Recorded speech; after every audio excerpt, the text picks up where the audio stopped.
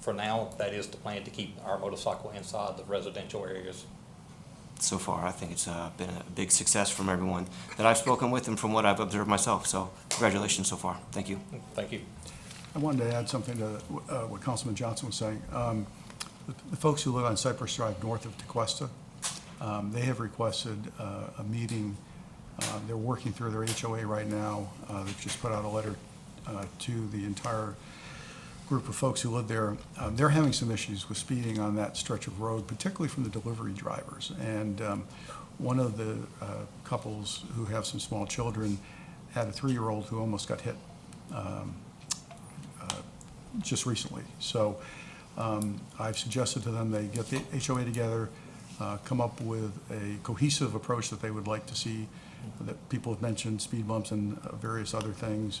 I said, look, you guys get together, you come to us collectively with what you'd like to see happen, and I said that we can arrange a meeting with the police department and with the village manager, and we can go from there. So again, I want to echo the things that are happening that are good, but we do still have some pockets where we have some issues.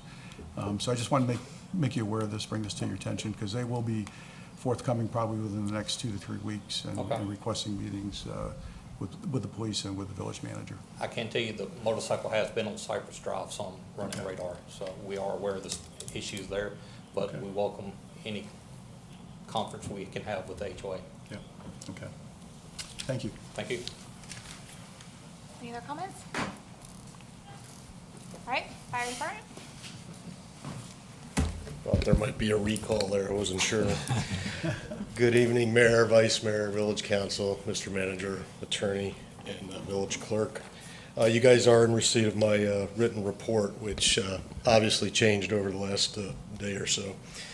I'm going to hit some of the highlights, though. Department training and operation during the month of October, we did complete advanced cardiac life support with all of our paramedics, so all of our paramedics go through that every 2 years. We have applied for our COPCN with the county, which allows us to operate ambulances within the county. And of course, we've also applied for the state of Florida Advanced Life Support License, which allows us to operate within the state of Florida. We had a particularly busy month just with structure fires, which is, as you know, a little out of our norm. We had 4 fires within about a 2-week period there in the middle of October, 2 commercial, 2 residential. We even had a fire at the post office with a vehicle. We've been busier, so we are seeing that. Call volume was also up a little bit as we see more of our northern friends come down and join us. Personal training announcements. This actually came in the other day, so it's not on your written report, but it's a big deal to me. One of the young ladies in my office, Elizabeth Spring, she was able to pass her EMS billing certification, so she will be taking over that. That will impact our overtime in a positive way, so we are excited about that. She worked very hard. The amount of time I've seen her stay after 5 just to study, the feedback I got from the guys every night saying, hey, she's here till 7, 8 o'clock sometimes studying. She really put in the effort. So I think it's important for everybody to understand the type of people we have employed at the fire department. Public outreach. We had several events during October. We had the National Night Out that the police department always does a wonderful job with, and I know Lori was involved with this year as well. We participated in that. We went to Fire Fest up at JD State Park. And of course, we participated in Halloween in really 2 ways. We were at the First Baptist Church Fall Festival. That was mostly administrative staff and some additional support staff that came in just for that. And we sent our trucks out on the road and did Operation Candy Toss, as we like to call it, where we just try to interact with the kids as they're out trick-or-treating. The change, of course, was the hurricane. So my report said we would continue to monitor the tropics, and we did. And as you know, we got issued an evacuation order on Tuesday. I'm trying to get my days right. We did upstaff the EOC, and we did upstaff fire and police, and many of the departments did that. First of all, I'd like to say what a fantastic job I think all the department heads do. I know most of you guys are here tonight. They're just on top of their game. They always take care of their spot, They handle their lane, and that's a big plus for me. I would like to call out a few people specifically, though. Amir, Jillian from the police department, outstanding work in the EOC throughout the night. My own staff, again, Elizabeth Spring, Judy Jones, and a new member of our team, Lieutenant Andre Dodd, who we're trying to work into that EOC staffing. It's just a different ballgame. There's just different things you do. It's not particularly difficult, but until you've had to hunt down the information in a quick, able to respond way so that we can message out, you have to have done it. And it's very hard to duplicate in any training. So one thing I will say is going forward, that was a pretty good, pardon the pun here, dry run. All right. Tequesta itself, on the damage assessments, we did very well. We had some flooding, and then it receded. We had some debris, and then it was taken care of.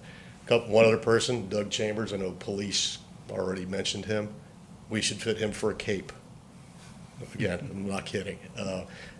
One man but two chainsaws. He's got two arms. He used them. It was that way all night. He filled in sinkholes. He moved down palm trees. Wherever we needed him, he did it. That keeps roads open. If I don't have roads open, the fire trucks don't go down the road as easily, right? They got to stop. So that's incredibly important. Water department communicating with us when they seen a spike in usage, making us look for water leaks. Water leaks are hard to find, by the way, when it's raining. We're good there, right? Okay. So anyway, I think what I'm trying to say is we have a great team who gained a lot of experience last night, and I'm proud of everybody that participated. Obviously, we have our chili cook-off coming Saturday. We had a big meeting on also Tuesday, and we decided that rain or shine, we were going to do it. So it's on. So we're excited to do that. Veterans Day, of course, is tomorrow. We're all proud of our veterans, and thank you for your service as well. I think we just appreciate that this time of year. So we do have a couple of our Christmas open houses coming up on the 10th. We are going to participate in the Christmas parade on the 11th. And we got normal training and all that. It's all there in the report. So with that, I'll take questions. Thank you. Any council comments or questions? Just two quick things. Chief, we were out at Firefest for the very first time this past month. Yeah. If you've never been out to Firefest, boy, it is a really cool event. And it was packed. I mean, Oh, yeah. I couldn't believe how many people were out there watching this. So it was a great event. I mean, tons of kids. You guys were out there. Yeah. It's a wonderful thing to see if you've never been there. The only question I had for you was the air refills. I know you said you're working on it for the packs. Yes. You said you're working on it, but I was looking maybe just to get a little more detail on where that stood. That's on the agenda. The SCBA refill, is that what your Yeah. question? Yeah, that's on the agenda, so I am requesting council approval for that tonight. So I know it's there, so everything's done, you've already. Yeah, it was done. We had, and I don't want to jump ahead here, but we had to put that out on Demand Star. We had to get quotes. We had to then vet the quotes. We weren't real sure we were going to make it in time for the meeting, but we were able to do it, so. I'm confident enough to put it on the agenda and ask for your approval. Okay, thank you. So I didn't have any questions, but I just wanted to give you feedback after yesterday. Our emergency team, with you leading them, was fantastic. And Appreciate that. specifically, the communication. And I had reached out to Jeremy and told him that I know Lori, our clerk, is the primary for posting on social media, but I hear from a birdie that Elizabeth was very helpful as well. And my biggest feedback for that was, it's great when you guys are doing these summarizations, because obviously the news is streaming it 24/7, and as people are prepping or cleaning up their yards and tying down boats and writing to Publix last minute, it was very helpful to get those text alerts, or it was posted on Facebook and you got a ding, and the emails, because it was quick and easy and summarized for people to get the information they needed, and they didn't have to sit there and watch a 30-minute press conference. So I appreciate that. And I appreciate the little, I don't want to call them fun, but it is intriguing as we get posts saying there's a sinkhole there, there's a power line there. Not only is it informational, but you kind of get a feel for what's happening in the area as you are if you still have shutters, you're boxed into your house. So I appreciate the communication and the openness and kind of treating it like a big community family, because we are all in it together, like the mayor said, like, and you guys got us. So thank you, and I appreciate it, and I really, really want to see that great communication moving forward. Well, thank you for the feedback. And again, you hit it on the head. Lori kind of leads that. Elizabeth works I'm working her into a PIO slot in the fire department. I've been a PIO myself prior to this. Jillian actually worked a little bit in that area as well. She's good at it. Amir, of course, does an outstanding job. So the key for us in the EOC is just one message across multiple platforms. So that's what we're doing. We're taking that information, like you said, we're trying to summarize it and get the specific little bites out to everybody that they absolutely need to know. When you talk about specific things like down power lines or the sinkhole, that's actually a public safety announcement. I really don't want you in the area, is what I'm trying to tell you, because I just don't know how long it's going to take us to fix it. So that was it. But they always do a super job. Thought the rainbow you guys added this morning was really cool too. Yeah, you know, on that, it's funny, I got the picture of that, and I walked in, and I said to the team, I said, hey, we got to post that right away. And right away, Elizabeth, Jillian said, it's already posted. And I said, well, what'd you say? And they told me, they said, well, good morning, Tequesta. We made it through another one, and they started talking about, being careful about, being out in the community. I said, perfect, that's exactly what I wanted. So you see the team kind of come together when you know that they're thinking the same way. Everybody was on the same We page, should so have that I love that for part. Tequesta, don't we? Yeah. I'm proud of them. I think they did a good job. Okay. All right. Thank you, That's it? Chief. Mhm. See you in a few minutes. Next up, utilities. Good evening, Marjorie Craig, Utilities Director. And I just want to thank the chief, both chiefs, but Chief was really, really helpful in trying to find, we had a spike in pressure at the water plant, so they called over, and our staff did some reconnaissance, and police and fire did reconnaissance to try to find the source of that. We were not able to, which is maybe good in a way, but as he said, during the rain. But we have not found any evidence of there have been no more pressure spikes either, so. But it's just such a good feeling to have such a great team. Again, with Doug Chambers, just amazing. I was in my office and getting ready and on the phone, and he's just like, hey, I'm gonna be there all night, and if you guys have something that happens at the water plant, you just let me know. I've got a loader, and I'll be there and take care of it right away. So, and the communication, Elizabeth was great about getting, and I mean, in the middle of the night, I'm like, so did you find it? Did you find it? Because I live, eat, and breathe utilities, so it's a sickness. So it's just, it is such a joy to be a part of the Village of Tequesta's team. So thank you for that. I do have a list. We have a lot going on here, and since I've been here only a few months, and we've had 2 hurricanes and a very wet weather event, and it's not because of me. I didn't bring all the weather. But we did, on October 12th, we had 7 inches of rain, and although there was some areas that were flooded, the water did recede. You can see that the last 3 years of improvements have helped. So we're going to continue on with that. David has some areas that we need to have some additional stormwater pipe lining, and we're going to move forward with that. Everything's more expensive now. We're trying to, we gotten some quotes in. We have some that are a little bit less than we had first thought, which is good news, but we're still going to probably have to have a little bit more to make that happen. We also lowered the weir. There's something that's been in the works for some time at Cypress Drive, the exfiltration trench weir. Not sure I could say that 5 times fast, but about 18 inches. And so we think we saw some improvement over in that area during this wet weather event, but it'll be tested over the next year or so. And then El Portal, we had the walkthrough, the contractor and the engineer, and we determined we needed to do a few more improvements. They went back to add an additional catch basin, to modify a catch basin to not interfere with some of that beautiful landscaping, but still keep the functionality. But we think we'll be able to start that in January.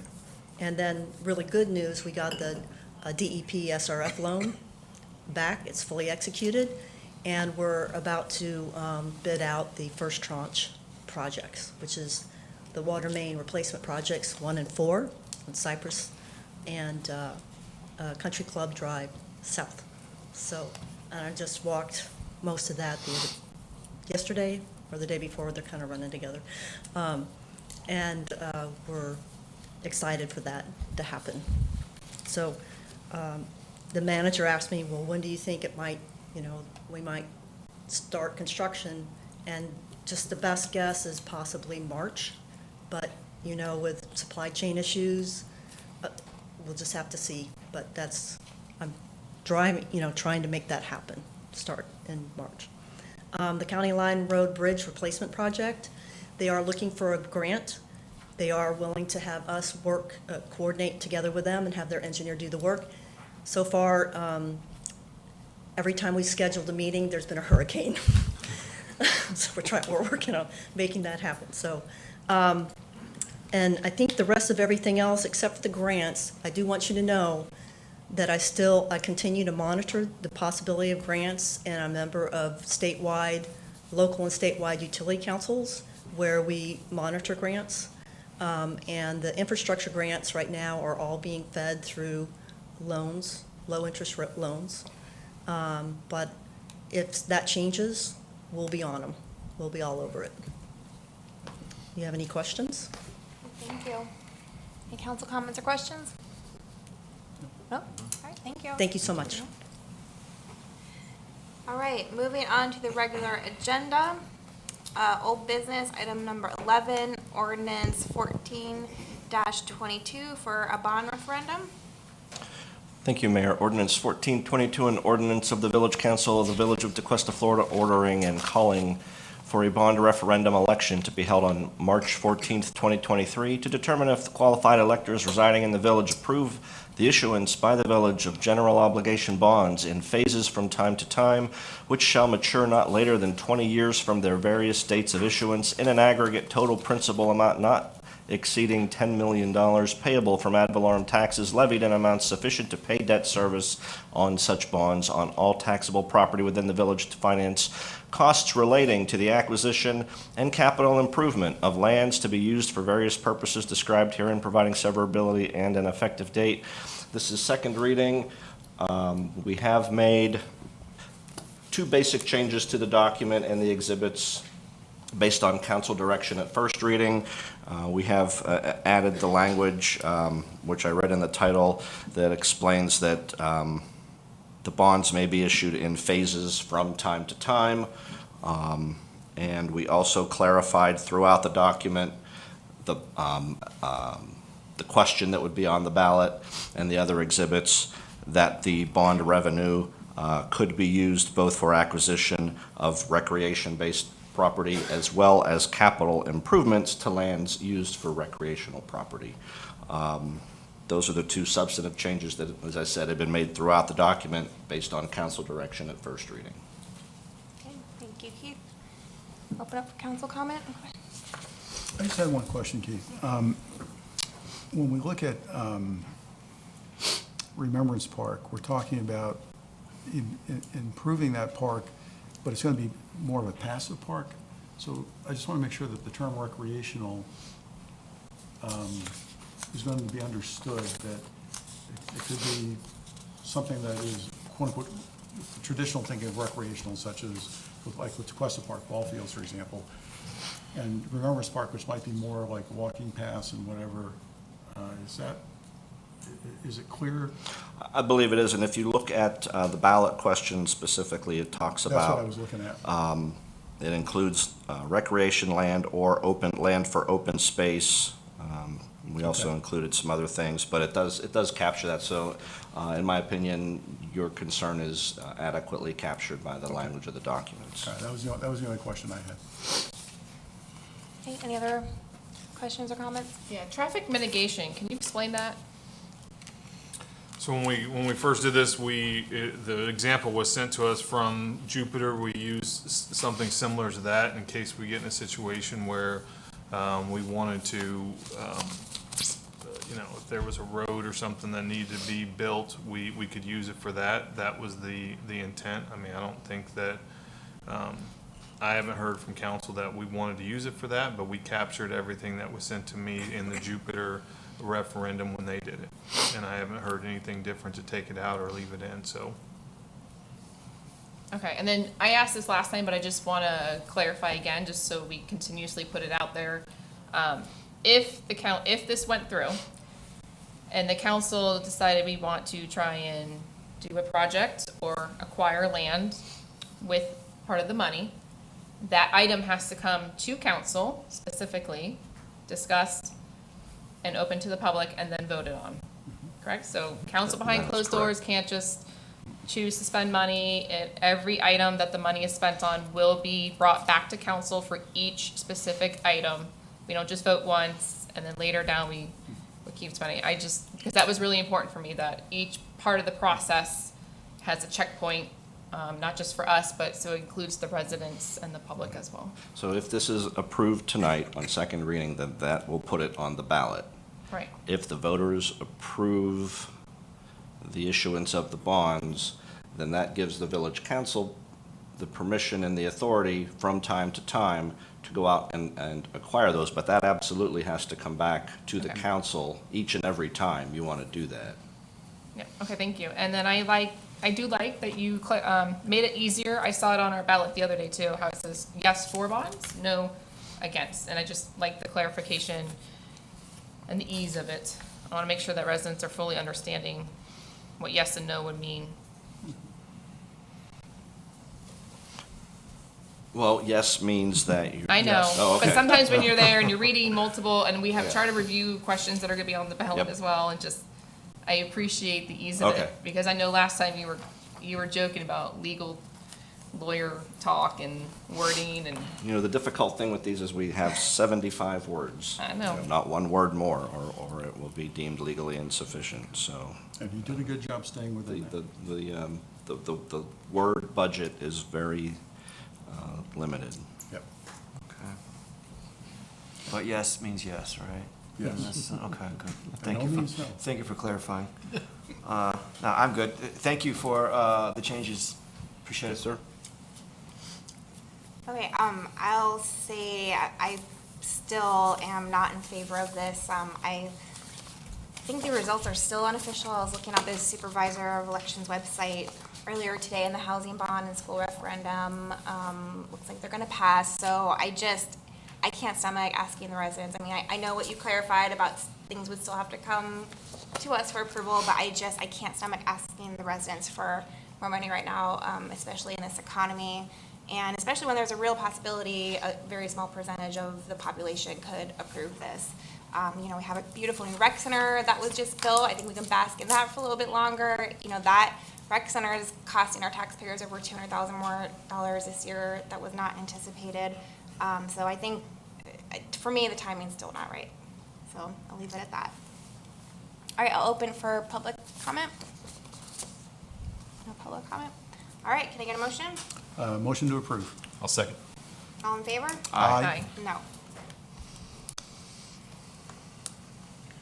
All right, moving on to agenda item 12, consider acceptance of the final commercial corridor plan by Treasure Coast Regional Planning Council. So I'll have Mr. Dana Little come up to the podium in case there's any questions, but on August 22nd, council reviewed and provided comments on a first draft from Treasure Coast Planning Council. On October 3rd, they came back, provided the village a second draft that was reviewed and discussed based on comments and feedback from council and the public. Treasure Coast Planning Council has submitted a final plan for adoption. That's what you have in your packets. I know there was a few minor changes that were done since the last council meeting. I know Mr. Little can answer any questions you may have. Thank you. All right, any council comments or questions? I guess I'll start. I appreciate the work that was done. I think there are some good ideas contained within the report. However, as I've looked at this report and really thought about the structure of it and the recommendations, it seems to me that a lot of it was built around increasing density, whether it was residential or commercial, within the village. And I do not believe that significant increases in density are what our village residents are looking for. So again, I think there are elements that are worthy, there are elements that are valuable. But I would take those elements, I would transition this over to our community planning folks and our code folks to utilize some of those elements in the work that they're doing. But as far as accepting the report as is with a lot of the density implications, like I said, after giving it a lot more thought, I'm not in favor of that at this point in time. So I just wanted to make that statement publicly. Yeah, thank you for bringing that up. I wanted to bring that up again. You know, I asked at the workshop if there was anything we wanted to take out, so we don't keep revisiting, and everyone did say no, but the incentives to developers, I believe, and this is just based on what I gathered from our conversations through the process, no one was really in favor with that. I don't know that anyone was in favor on changing the code on how we determine building height. And then I think the other one was the train station. I don't know if anyone was on board with that being on the plan. So I would just like to council to think one more time if there is anything we do want to permanently remove from here, so we don't keep revisiting it, because we're just not in favor. So that was to be my feedback. Is that train station? I know Mr. Dana knows that's my thorn in my side. And yes, I do know that last time you presented to us, you did make note that the large, massive, confusing monument that was on the corner of Tequesta Drive and Old Dixie was removed from the design, which it was. You know, just the more, it has nothing to do with Brightline, first of all. It's just a train in general. If there was a train station, for the size of Tequesta, for me, it's a safety thing. It has nothing to do with public transportation and all that. It's just, how would that even work? You'd have to add parking, you have the size of the station, you have people coming and going from inside and outside the village. You have a railroad crossing so close together, 3 of them, you know, and one of them's in Jupiter and one's in Martin County. I just don't understand how a train station would work with the railroad crossings going down. So I would prefer that to be removed completely. However, there are so many good things in this package, such as the bridge road, the Village Boulevard, safety concept, some of the design concepts, not set in stone concepts, but concepts for the commercial corridor areas. I find a lot of great things in those. So the package as a whole, I do like, but I've been very open with that train station. I just don't think we need to be putting that in. I think if that ever came to the village in the future, that's an entirely big conversation by itself for that item alone, because that would be a very sensitive item for this village. And I don't think that has to do much with design and our commercial corridor and density and all that. So I wouldn't mind it being removed, but if it's not removed, I just want to put on the record that if I do end up in favor of this package as a whole, I'm not necessarily for the train station concept at this time. I understand, thank you. Yeah, the idea of the train station, little things like that, a train station, a traffic circle, those are very specific things that we can decide whether we want to do Right. down the road. Excuse me. But I agree with Councilmember Dambra. I feel the spirit of this plan is, here's how we make it comfortable for the influx of new people that are coming in. And the way that I see it is, if we don't build out, then we won't have more people coming in. By that I mean, I don't think that we need to figure out a way to increase the density of in Tequesta so that we can accommodate more people moving in. I just feel like a lot of it is really building things so that people can come, as opposed to making what we have right now more comfortable for the people living here.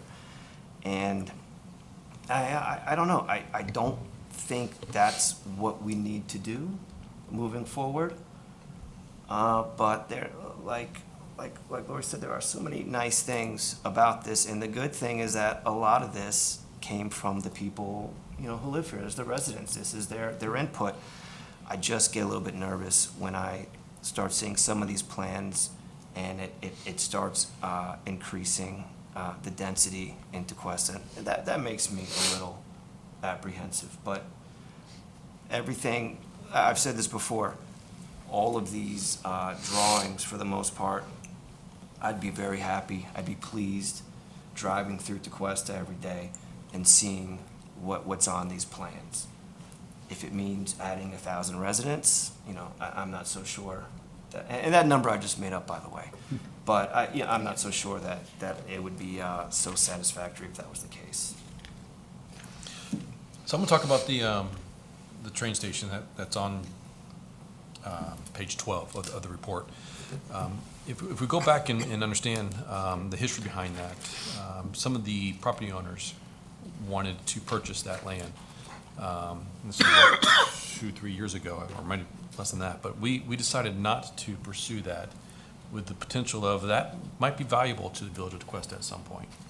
And we asked that Dana and his crew would give us some type of a concept that might be valuable to the residents. And I think they did that. And it doesn't mean we have to accept it or use it or pass it, but just means maybe right now we shouldn't sell it. And so I can appreciate putting that information in there as a idea. And that's what this is somewhat of an idea.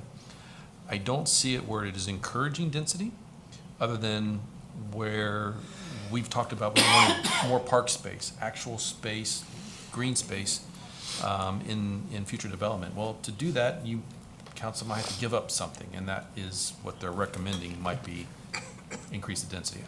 I don't think any of us up here would support that. And so that's where we are now. But all of the designs and drawings meet current code with the heights right now, based on what I know. So I think they came in and did a good job of giving us a future look of what can happen and what we can do now to help reduce the amount of traffic, like having the different zones, the 3 different areas. I think we, as a council, we should definitely take that up, and we should be very specific about it. Drive-throughs and things like that, and different types of businesses that can come in these different areas. So I think it's a great work in progress that we can take and we can utilize it as a method to continue to make and protect Tequesta the best that we can. So, I'm happy with it. Yeah, and I think that's, listening to what everybody said, I think, again, my original suggestion is, I think, again, you guys did some really nice work here, but I think there are various elements which people have alluded to that have value, and I think we should pick and choose those elements. But like I said, I think rather than accepting this document as okay, this is the plan for the village in the future, we take the elements we like, we discard the ones we don't, we turn it over to community development, let them work with it, and come back with something that takes the best of what's here and gets rid of the things that we don't like, and we use that as a general roadmap as we go forward. So that's why I'm saying I would not vote to accept this plan as if it were the Bible for us going forward in terms of how we're going to develop or move the village forward for the reasons we've all kind of addressed. Mayor, can I ask Attorney Keith a question? If this were to pass, how locked in stone is this, just so the residents are fully aware? Well, this is not going into your code of ordinances. This is a plan to guide you. You're basically saying, we like what this says, we're gonna go in this direction. It's not like code, though. It's not like you're changing, because you're not changing density, you're not changing any other land development regulation by adopting this document. So our code So if that you is voted current yes is- tonight, we like this, we want to Yep. adopt this, this is not an ordinance that changes land development regulations. It doesn't amend your comp plan. You may want to amend your comp plan. But or our you- current code would stay the same. Yes, ma'am. Okay. Thank you. Yeah, and so, I mean, what I want to get is this is a guideline, it's a suggestion, it's not saying this plaza has to look like this when you rebuild. It is guidelines, is suggestions for best practices on what is a good fit here based off all of the community feedback we received. And I mean, some of the questions I have that I think would maybe lead us down the path of possibly changing something in the comp plan or the code is there's a prioritized action item chart that they provided. So that, I feel like that's our next step. I don't know if that's something Jeremy and council, but we'd workshop down the road to really prioritize it. What do we want to really start taking action on? What remains just a guideline for future for now? So I think we need to kind of determine how we want that process to go. And then something else I had a question on was a public information campaign that was mentioned.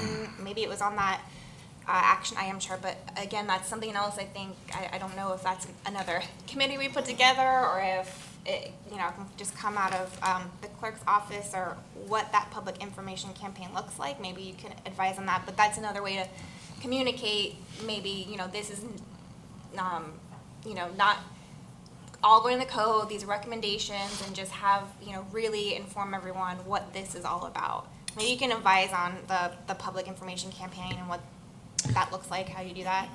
Well, good evening. Dana Little with Treasure Coast Regional Planning Council. Thank you for your input. And it's been a real pleasure and privilege to get to know all of you and work with you through this process, as well as your community. That piece, the public information campaign, is just to try to keep the momentum going about the discussion of the plan and the different pieces.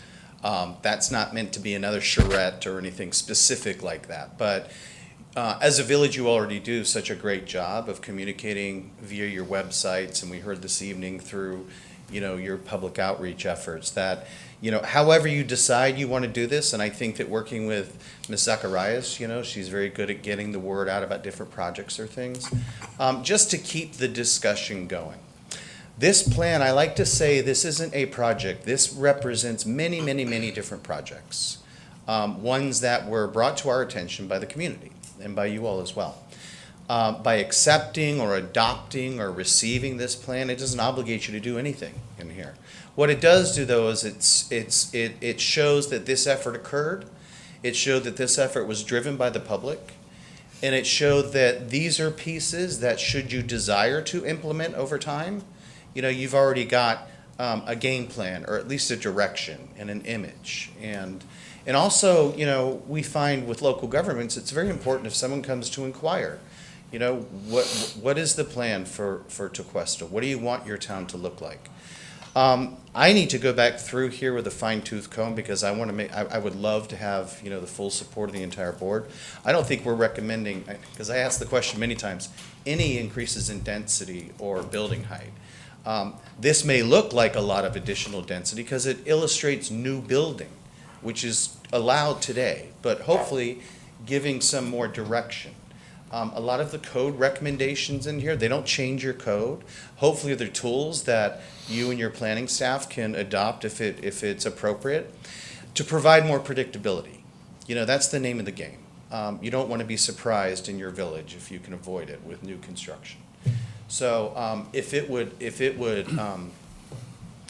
appease the board, we might, and if you think this would be helpful, we can go back in and add additional language, emphasizing that this is not a document or recommendations to increase density beyond what you're allowed today. Just make some of those things more clear, if that would be helpful.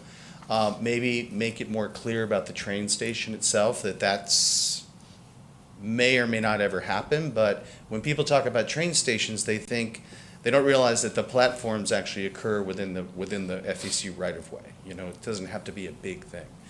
But anyhow, I'm happy to do or answer any questions, any more questions you might have, or take any direction and go back and finesse this further if that would make you feel more comfortable. I would, and I appreciate that. And I would just like to give one example of where the plan as it stands can, as you mentioned, developers come in, they want to get a sense of where the village wants to go. Give you an example of where they took that to heart and came in with something that I think there are some questions about density, and that is the plan for Paradise Park that was submitted to the council with 106 units. In discussions that I had with them, they basically alluded to the fact that it was very consistent with what Treasure Coast Planning had put forth in that planning document. So they were looking to develop within the guidelines or the concepts that were put forth. We obviously haven't, they came in and gave us an initial presentation. There's been no approvals or anything of that nature at this point in time, but that's a situation where they looked at this document and said, hey, we think we're being consistent with what's being recommended here, and came in with something that obviously has a very, very high density. And I think everyone on this council, both in emails and I know in a lot of people I've spoken to, have very real concerns about the impact of a project of that density in that particular location. So that's why I'm saying there are great elements in there, and I think we should be able to pick and choose the elements that we want to utilize. But that's why I'm saying the report as it currently stands, I'm a little leery about putting that out there and having that quote-unquote be guidelines or a roadmap at this juncture, because I just don't think we're all there at this point, so. I would like to weigh in. I mean, this is my personal opinion. I don't know that the plan on here had anything to do with the density. I think there was assumptions made on that plan that allowed them to go for as much density as they did. I don't know that there's anything on Treasure Coast plan that says use this existing building to add to your density calculations and take the Village Road to add to your density calculations. So I want to be really clear on that. And I see the bright side. They did look at it and they put in a community park there. Maybe that wouldn't have happened if we didn't have this. So I think we should look at the positive side of this, of what we could gain there, and then also let's not make assumptions that the density there was because of this plan. I think it was for other reasons. They made a very specific statement that what they came up with was based in part, in a meaningful measure based on the plan that they saw. So that was a very specific statement that was made to me, so I'm going to disagree with you on your supposition as to what transpired there. And yes, they also, in order to achieve that, there were certain things that had to happen, but nevertheless, they were following what they thought was the overall spirit of what Treasure Coast had put forth. Again, I'm just saying, people can read this and interpret it differently. What we don't want to have happen is people misinterpreting how we would like the village to move forward. So that's my concern. Councilmember D'Ambra, if I may, I know very little details about what was submitted. I heard that, supposedly we met a bunch of times or that they followed this plan. They did provide the public open space. I saw the plan in Mr. Allen's office.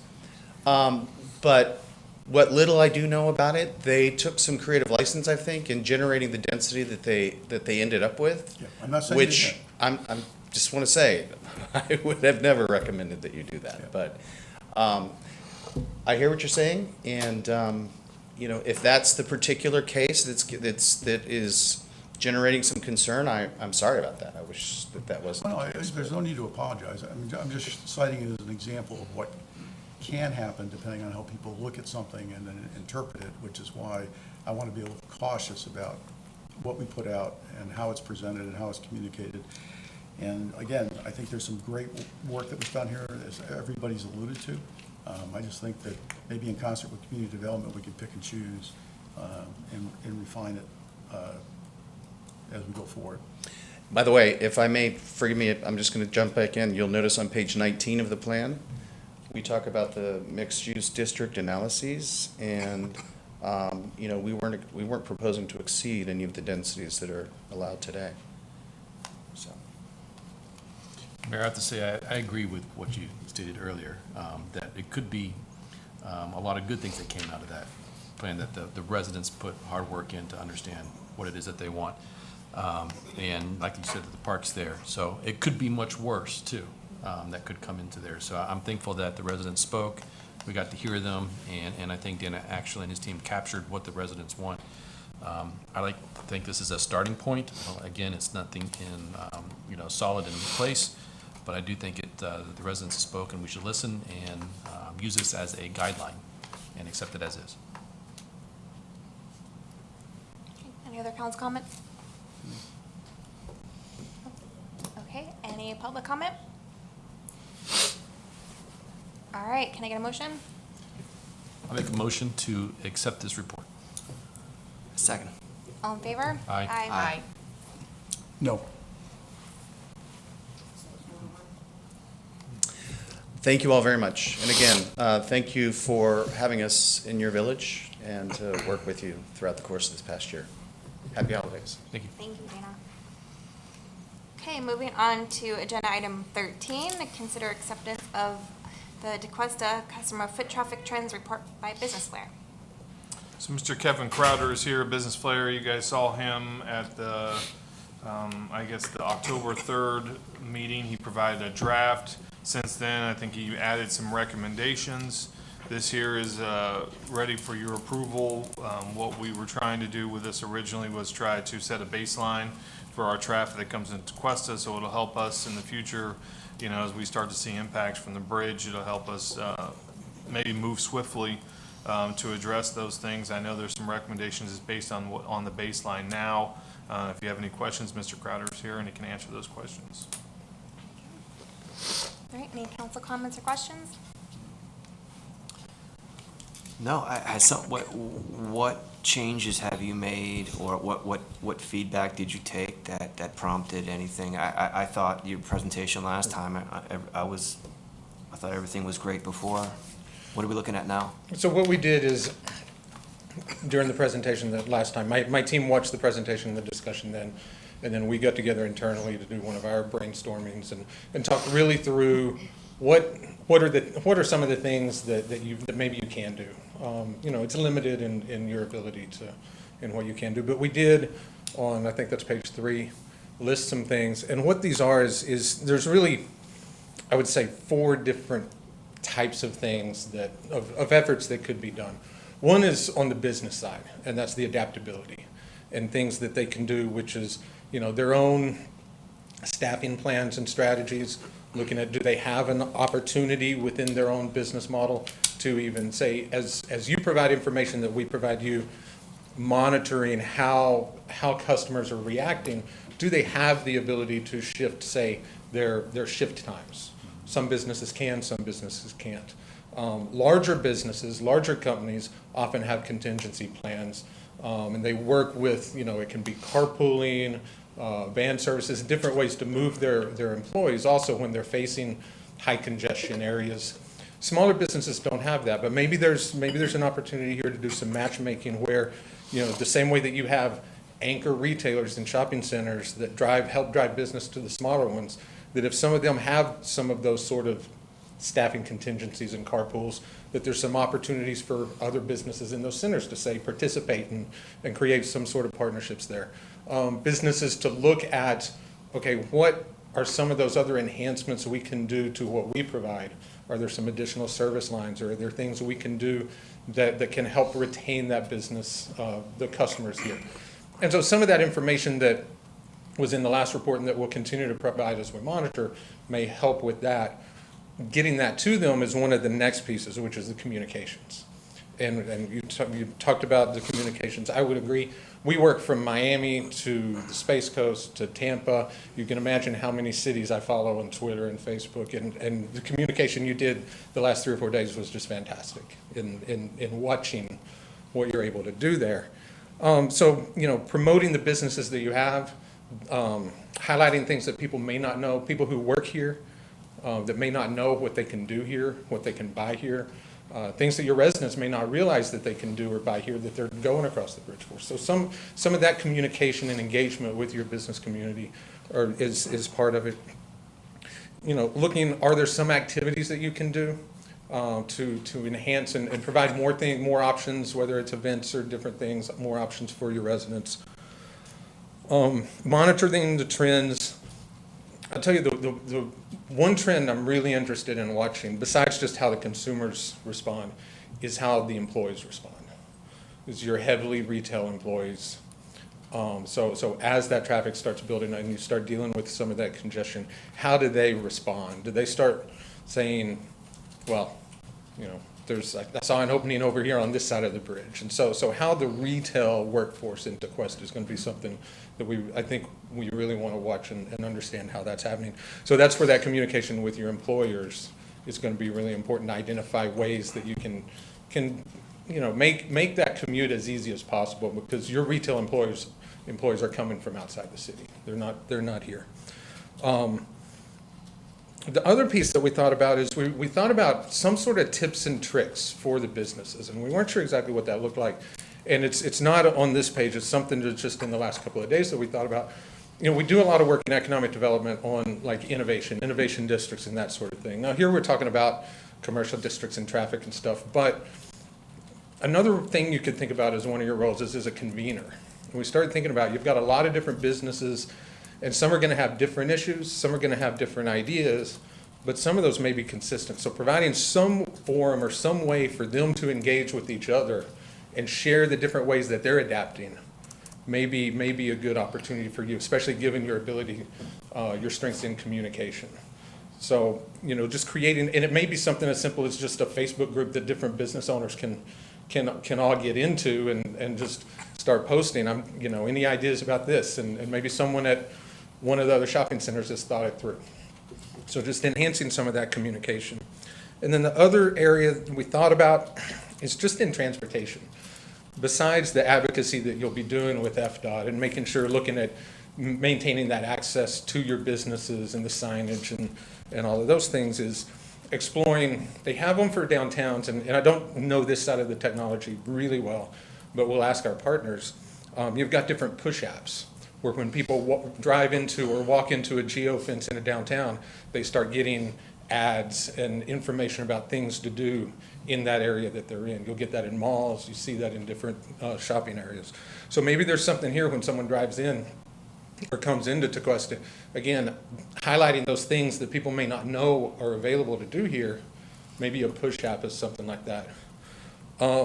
We thought, you've got your chili cook-off Saturday, getting Waze to be one of the sponsors. Waze and looking at, maybe there's some enhancements an app like that could do. I know I get a notice in the morning telling me what time I have to leave based on how traffic is building up to go somewhere. So there may be some other technological options to work with the employers and some of the employees, just kind of managing when do you go and make that trip. One thing we thought about is a lot of that congestion communication when we start monitoring these, that if you stay in the village for an extra half hour after you get off work, it's going to save you 45 minutes on your commute home because of how the traffic is going to change. So just some of that.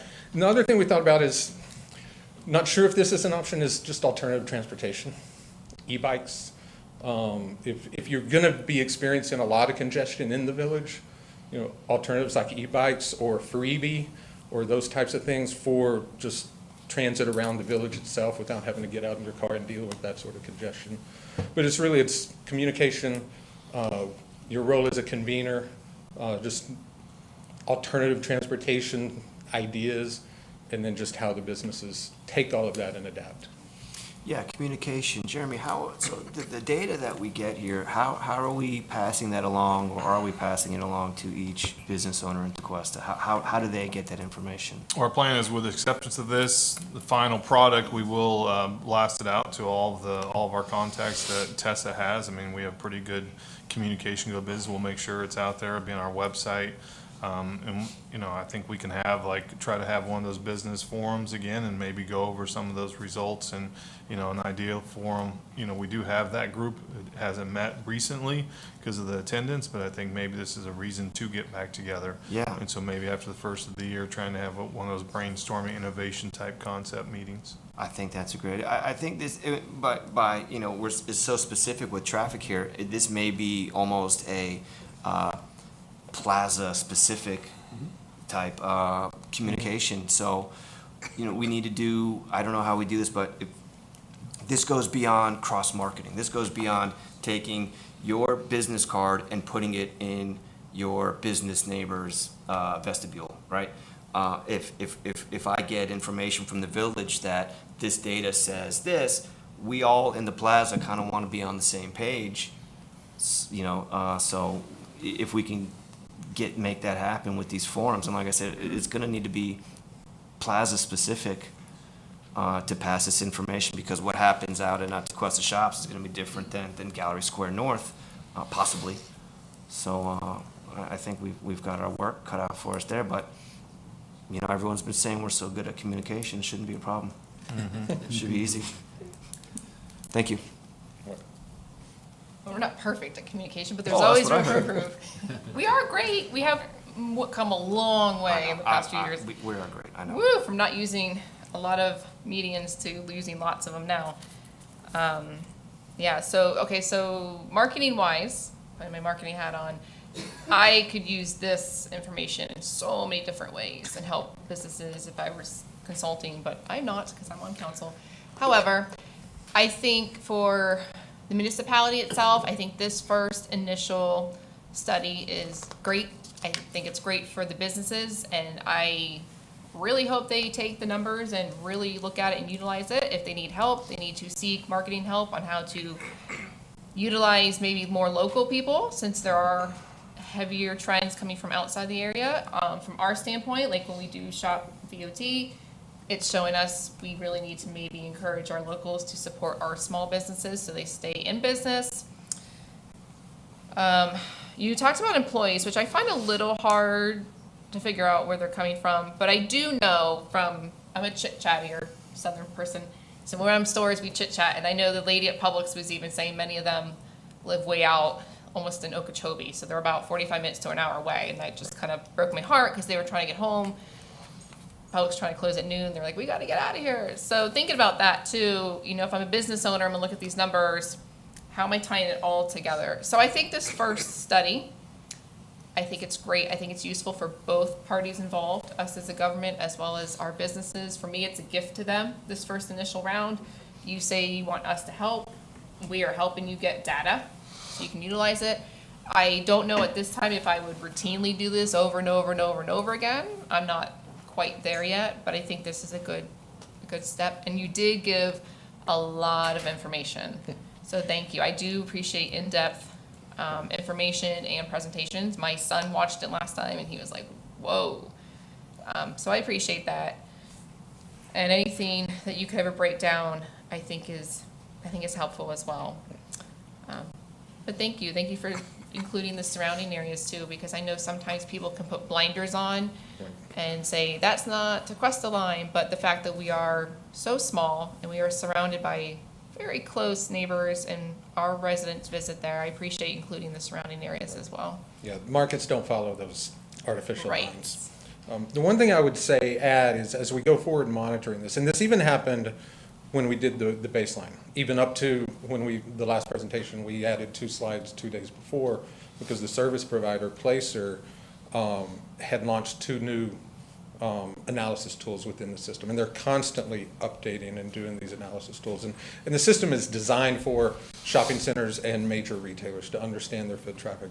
The one thing that you'll see, I think Jeremy included, is they've never seen their system, their data used for a purpose like this, in studying the impact of, you know, a bridge closure and such a project on a district. And so they have case studied it as one of their business case studies, just of how their platform can be used. Going forward into the monitoring, if you have other ideas or things you can think of or want to know, we'll be working with them on other, you know, as something pops into our head, hey, can you dig in and look at this? And constantly, we do a bi-weekly call with them, just trying to come up with other innovative ways to use their data to understand different things. And so some of that, or even if a business owner, you know, in March has a question, you know, it's something that we can take a look in as we do the periodic monitoring. Okay. Any other council comments or questions? I think the most important part that you've stated is making sure that the residents know what's here, and also know the working force that comes in, what's here as well, and being able to get that communication. I know that I tried to do all my Christmas shopping here in the Village of Tequesta, and if we can have more people try to do that same stuff, it's amazing. We go to a new store and be like, oh, I didn't even realize this exists. It's kind of cool. So just continue to encourage people to do that. And I would tell you that you know, I've worked in probably 50 cities doing economic development over the years. If I go back and look at what was the key success factor in those stories, it comes down to a lot of things, but the biggest one was, we used the word expose for it, was identifying what's there that no one knew, no one realized, and telling that story. that was the differentiator. I mean, almost every place we've worked that we have a great story, that's what it comes back to. And that's what you have here, and that's your biggest opportunity here, is telling those stories. No, you guys did a great job of this. The one question I have, which we, as a council, we've talked about this previously, we had a woman come in and do a presentation on the $200 million bond referendum to support workforce housing. And I don't know that you address it specifically here, although your information certainly displays the risk. But if you look at the number of people who come in from outside the village to work here, particularly in the retail areas, other communities around us obviously are going to try and develop economically as well. And if they are successful in doing so, and those people all of a sudden find that they can now find employment of equal merit that's closer to home, that puts increased pressure again on the local businesses in terms of hiring, because that's one thing people are consistently saying is the challenge in hiring qualified people, which gets back again to the cost of housing and the ability for people to be able to afford to live in some proximity to where they work. And that's a risk I think that we have and we will continue to have for the foreseeable future.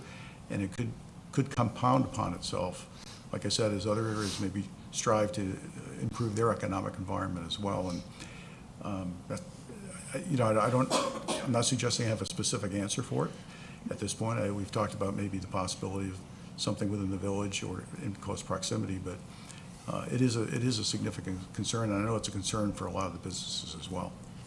So I'll give you just conceptually where our thinking is in a lot of places that we work, and some places similar here, and especially coming on following the prior discussion on the prior item. And I live in a community very similar that's going through a comp plan mess right now, and dealing with density and other questions. But we look at workforce housing, we look at affordable housing, but we really look at affordable lifestyles. Housing is just one element of that, and you've got a lot of reasons people make lifestyle choices. We're working in Martin County. Martin County, very, very slow growth. Their workforce lives in St. Lucie County. They don't live in Martin County. And that's not a situation that's going to change. Martin County is not going to build the housing to accommodate the workforce that they have. So you have to do other things. And ultimately, to us, economic development is about creating places that people want to be. And that's where people want to live. It's where people want to work. It's where people want to open a business. And so, say in Martin County, for example, when you have, and we're doing an innovation district there, you have innovation happening in West Palm, you have innovation happening in St. Lucie. It's about our innovation district being a place that people want to work more than they want to work in those other places. And they're willing to make that lifestyle choice to make that commute. They find the place they want to live, where they want to live, and the place they want to work. And so it's economic development based placemaking. We call it economic design, because it's merging the economic development side and the urban design, planning and zoning side together in a way that they work. And so that's what I would tell you is from there, then you start having conversations about whether it's density or workforce housing or those things. But ultimately, it's about, when you're competing with other communities, it's about being that place that people want to make that lifestyle choice to be for one or more of those reasons. And I understand exactly what you're saying. I guess what I was suggesting is that, as you just said, other communities are going to be active in trying to create an attractive work environment as well. And if they're successful in doing so, then some of those people that might work here now will say, wait a minute, I have two places that are desirable to work, but one's 20 minutes from my house and the other is 50 minutes. So where am I going to go? And then that can potentially compound the challenges of bringing in qualified people to work. So I guess it's just something I'm thinking about, because again, a lot of the business owners I've talked to have raised this as a very real concern, not just today, but even going forward. Sure. So It is. Thank you. This is amazing data to have. Thank you so much for the hard work you put into this and the presentation. Just going along with Councilmember Johnson said, obviously we're sending this out to our business community, but it is a lot of information. And part of it too is I don't know that it's super clarified what role is the village playing? Because I think there's some things that we can do in here, but then there's a lot that it's on the businesses to do. So I think something like the business forum or whatnot, after you guys, I think you said staff was gonna review it first, kind of defining the village can help with this or this is all up to the businesses to do. So I think kind of, again, just assign a responsibility, make sure, all this great information and, action items we have, it's really clear to the business community, who can do what. So I think that's a good next step. And then I do want to confirm we're getting quarterly updates after as soon as the closure starts, there'll be quarterly updates. That's what we budgeted for. I mean, I think we probably should establish kind of a rhythm, and I'll work with them. Maybe the next one would be after the bridge closes in March or April instead of, in 3 months may not change much, but, Right. Come March or April. So we do have some budget for, I think, 3 other, periods throughout their agreement. And so we'll just have to establish that rhythm and bring that back to you guys when appropriate. Okay, great. All right, any other council comment or question? Oh, any public comment? No? All right, thank you. Great. Can I get a motion? Can make a motion to approve and instruct the staff to communicate this to the local businesses. Second. All in favor? Aye. All right, Great. thanks, Kevin. Thank you. Thank you. All right, moving on to new business, we have resolution 32-22, which is for the municipal election. This is the standard resolution that is put before council each year, calling for the election for seats 2 and 4. This year, we've needed to add the charter referendum and the bond ballot questions. Okay. Any council comment or question? Heath, I just wanted to ask you one question. I think it's clear in the way this is written, but should the charter changes pass, then the subsequent implementation of the 3-year terms would not be with this election, it would be with the subsequent election? Correct. Even though it would pass at the same point in time? That's correct, because the people who have qualified in this election are qualifying under your existing Under the charter. existing, okay. So- That's what I thought. I just wanted to make sure that was absolutely clear. Okay. Okay, any other comment or question? Any public comment? Can I get a motion? Motion to approve. Second. All in favor? Aye. All right, moving on to agenda item 15, consider approval to purchase new phone system. Brad? Good evening, council members, mayor. So as I described in the memo, our phone system's on its last leg. We've been nursing it along here for a few years. We've had some hardware failures, and unfortunately, the manufacturer is no longer in the business, so finding parts is very difficult. So, it's run its course. I mean, it's met its useful lifespan, and, it's been a pretty decent system for approximately 14, 15 years. So, I mean, you can't really expect to get too much more out of it at this point. So the new system, we were proposing something that leveraged improvements in technology to improve a number of items or a number of categories. One was redundancy. The new system will be highly available. We will essentially segment our phones, our voice circuit between here and co-location, and we will that'll allow us to provide failover in case anything were to fail here at the local site. Within 8 minutes, it would come back up at the failover site, and we would still have service. And we would also have service in case something happened. Here, we would have a continuity of operations if we had to move locations. So our phones would work anywhere. And we also wanted to improve visibility into our voice traffic, which we currently don't have the ability to see. So it's very important that we see our call volume. Occasionally we've had issues with, needing to know where calls are coming from, where they're going, how long they're on hold. Currently, we can't see any of that information. This will allow us to see all that data. We also wanted to improve productivity productivity of employees through new features. This is state-of-the-art. It has integrations with, Teams and, various video conferencing systems. It allows us to deploy wireless phones over VoIP, which are all great features. And then we also wanted it to be future-proof because it's a software-based solution. It's no longer hardware. As long as we maintain licensing, we can constantly upgrade the OS to apply security updates, to apply new features, so we don't have to go through capital purchases again for the foreseeable future. So, does anyone have any questions? Well, let me just remind council, firstly, he's never said future-proof with me. I've never heard that term, but this is a capital improvement item. This came out of our surtax funds. It's not funded out of the general fund. All right, any council comment or question? No question, but I love your IT work, and I love all that thank you. technology stuff. For me, this is just a no-brainer. I think for the public and residents, being able to get a hold of your municipality by something as basic as a phone is 101. So I don't think he's asking for too much. Thanks. I love hearing that. So question, does this have to go out to bid? It does not, because it's quoted off government contracts.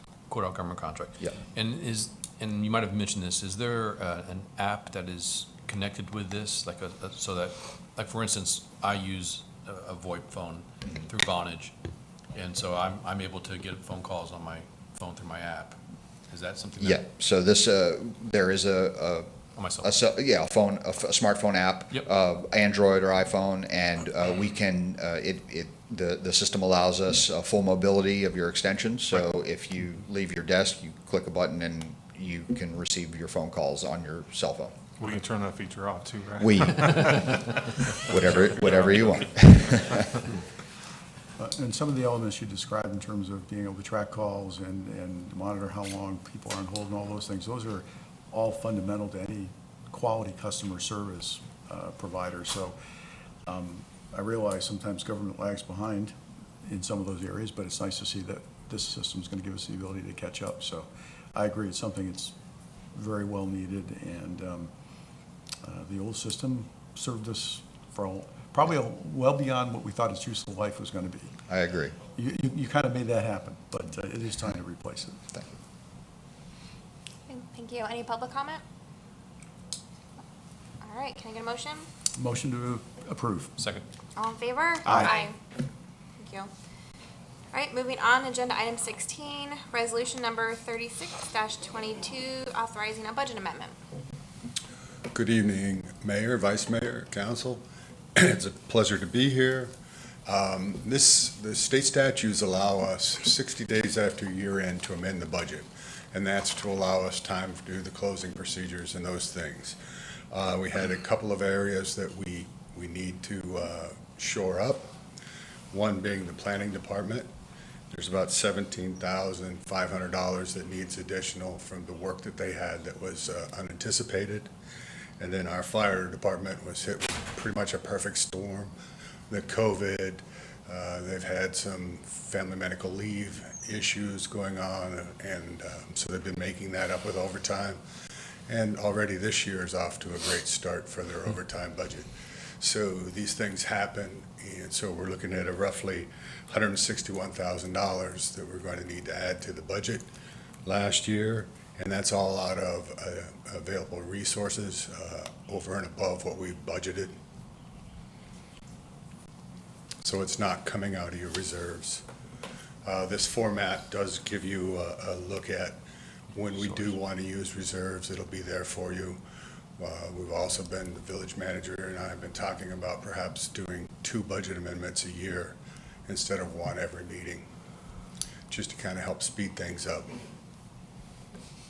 Okay, thank you. Any council comments or questions?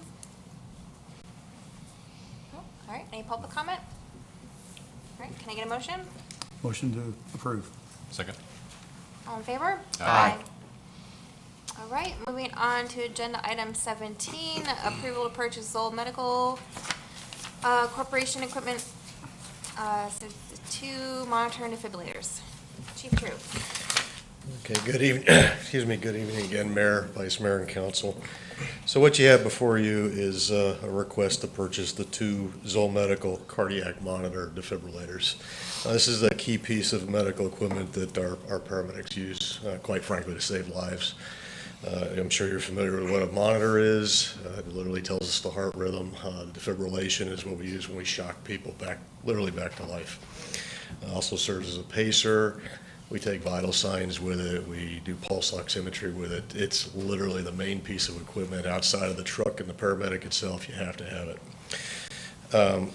The purchase is considered sole source simply because we have so many of these devices already in use. We've been using them for over 20 years. We feel, excuse me again, sorry about my voice. We feel that the 20 years of institutional knowledge that we've gained, the fact that our ROSC rate, and that's a return of spontaneous circulation, is over a 3-year period at 62%, tells us we are on the right track. So we highly recommend this purchase. This purchase of 2 also includes the returning of one of our old ones. So it brings our total number inside Tequesta Fire Rescue to 4. It is part of our capital improvement plan. It does come in within the budget as approved previously, and it is our intent to replace the other 2 next year. So that would bring us to 4. That coincides with the purchase of the trucks and pretty much ties the entire plan together. So basically, I'm requesting the purchase of the 2. Any questions? Thank you. Council comments or questions? Nope. Any public comment? Can I get a motion? Motion. Second. All in favor? Aye. All right, moving on to agenda item 18, consider approval of purchasing self-contained breathing apparatus, refill station. Okay, this is the, once again, this is the self-contained breathing apparatus refill station. I think most of you are aware that I've requested this in budget process for years.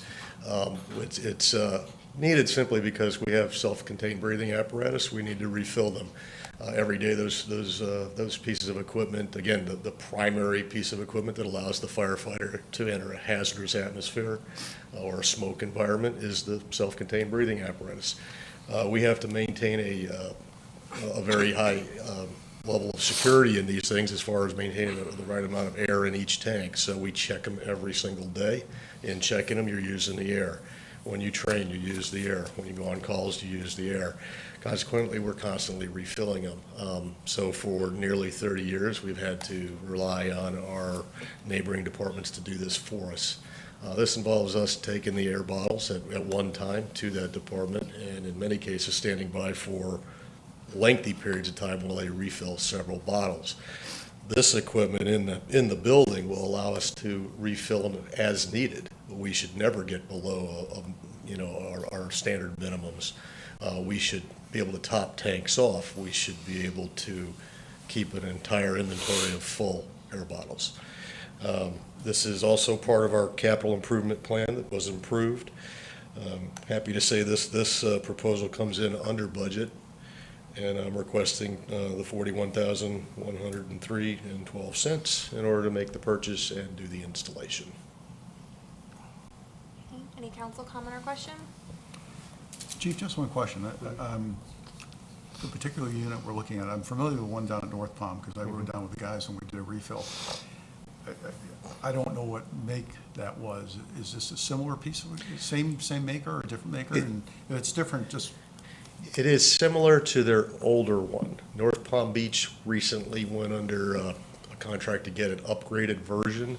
That upgraded version would have come in around the 65 or 70,000 that you do see in some of those quotes.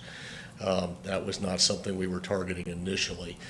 In talks with their Chief Friesman, I do understand why he did that, and it primarily has to do with hydro testing of the cascade system itself. That would be part of our maintenance contract. I still think this is a good first step for Tequesta Fire Rescue in moving forward. So. And to answer the other part of that question, I'm sorry to jump in. It's the exact same company that North Palm used. They're out of Broward. So you just said it's a good first step. So I guess the question is, what's the lifespan of this particular unit? And depending on when that is and when a capital replacement would be needed, what would be the merits of upgrading at this point in time? Would there be better warranties, better life expectancy? Would there be some added benefits or advantages that would accrue to the department by having the newer unit? Yes, so we would probably save a little bit on maintenance over the course of the life of the unit. We would, of course, incur the expenditure up front. Again, nearly 70 grand, I think, on that. And I'm not 100% sure, and this is a talk with the district chief at North Palm Beach. The not having to hydro them is where we would save the money. The manpower to take the bottles out to actually do the hydro testing, that type of stuff.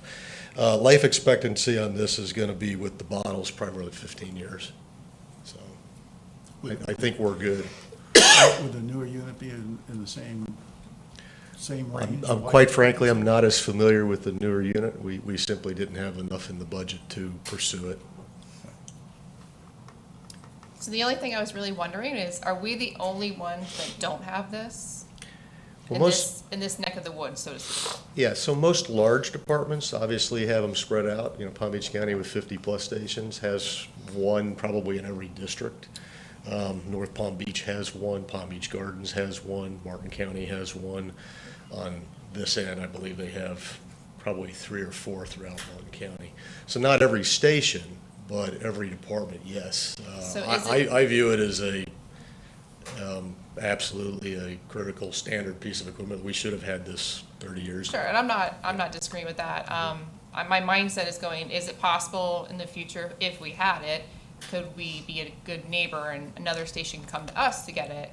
I'm looking for accessibility. Are we adding to accessibility to make it easier for other firefighters? Yes, and absolutely, we would be a good neighbor. So if training, for instance, was done up here, we could refill bottles at our station, absolutely. Okay.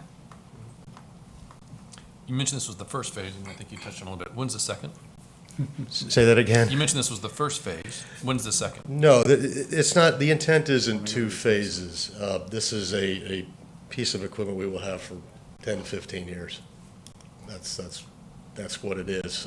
As with any piece of equipment that you purchase, there is a life expectancy, and it is in that 10 to 15-year range. And you mentioned hydro tests or something?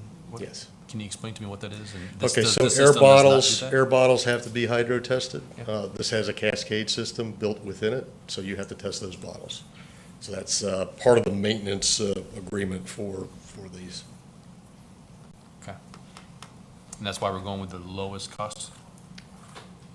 It met all the criteria that we laid out as far as the type of compressor, the type of cascade system, how many bottles it could be refilled at the same time. It met all the criteria that we had established, that we posted to Demand Star, so, yes.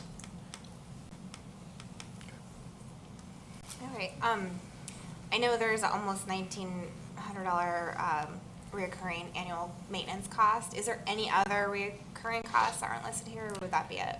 That would be it. We would have to sign a maintenance contract in order to maintain it. You can expect, as with anything, inflation, that will go up. But, yeah, you're going to have it tested. They have a program in which they test certain components quarterly. Some things are twice a year, and then they do a major review of the thing. I mean, after all, this is breathing air, so we want to get it right. All right, and are there any other installation costs that aren't listed here? We have the installation costs. We would probably incur costs on any electrical that we would have to move. I have talked with Doug Chambers about that. The only other cost I could see potentially coming in would be training. They do provide training for operators. I would probably look for a technician or a troubleshooter level of training for 1 or 2 of our guys, just so that we can be ahead of the game. All right, so the electrical costs, does that come from this budget, or is there another budget that would come from? I did allocate some money into the budget to handle maintenance. In this case, I'm going to be able to take that, I believe, out of equipment maintenance, the equipment maintenance account. And what about the electrical to install? You said there's probably some electrical work that we need to do that's not included in this? Yeah, there may be some electrical work that we have to do. That would not come out of my budget. That would come out of building maintenance, which is under Doug Chambers and Public Works. Okay. All right, I just like full transparency with the Sure. budget stuff. So, Okay. Any other council comments? Just one last question, Chief. If we purchase this particular unit, I'm assuming it's not like the phone system where we can upgrade it, right? I mean, the unit itself is self-contained. It is not Yes. upgradable per se. You'd have to buy a new unit. That would not be the recommendation, that we would upgrade it. If we choose to upgrade it years from now, I would suggest that the technology would in fact be even better. Technology could be that Yeah. much better 10 years from now or 5 years from now, too. Okay. I mean, that kind of goes with everything, and you look at SCBA's now, they do far more than they used to do. They used to be steel tanks. We've got alert systems built into them. We got heads-up displays in our masks. None of that existed when I started. So you can see that all that will change if you look at this 15 years from now.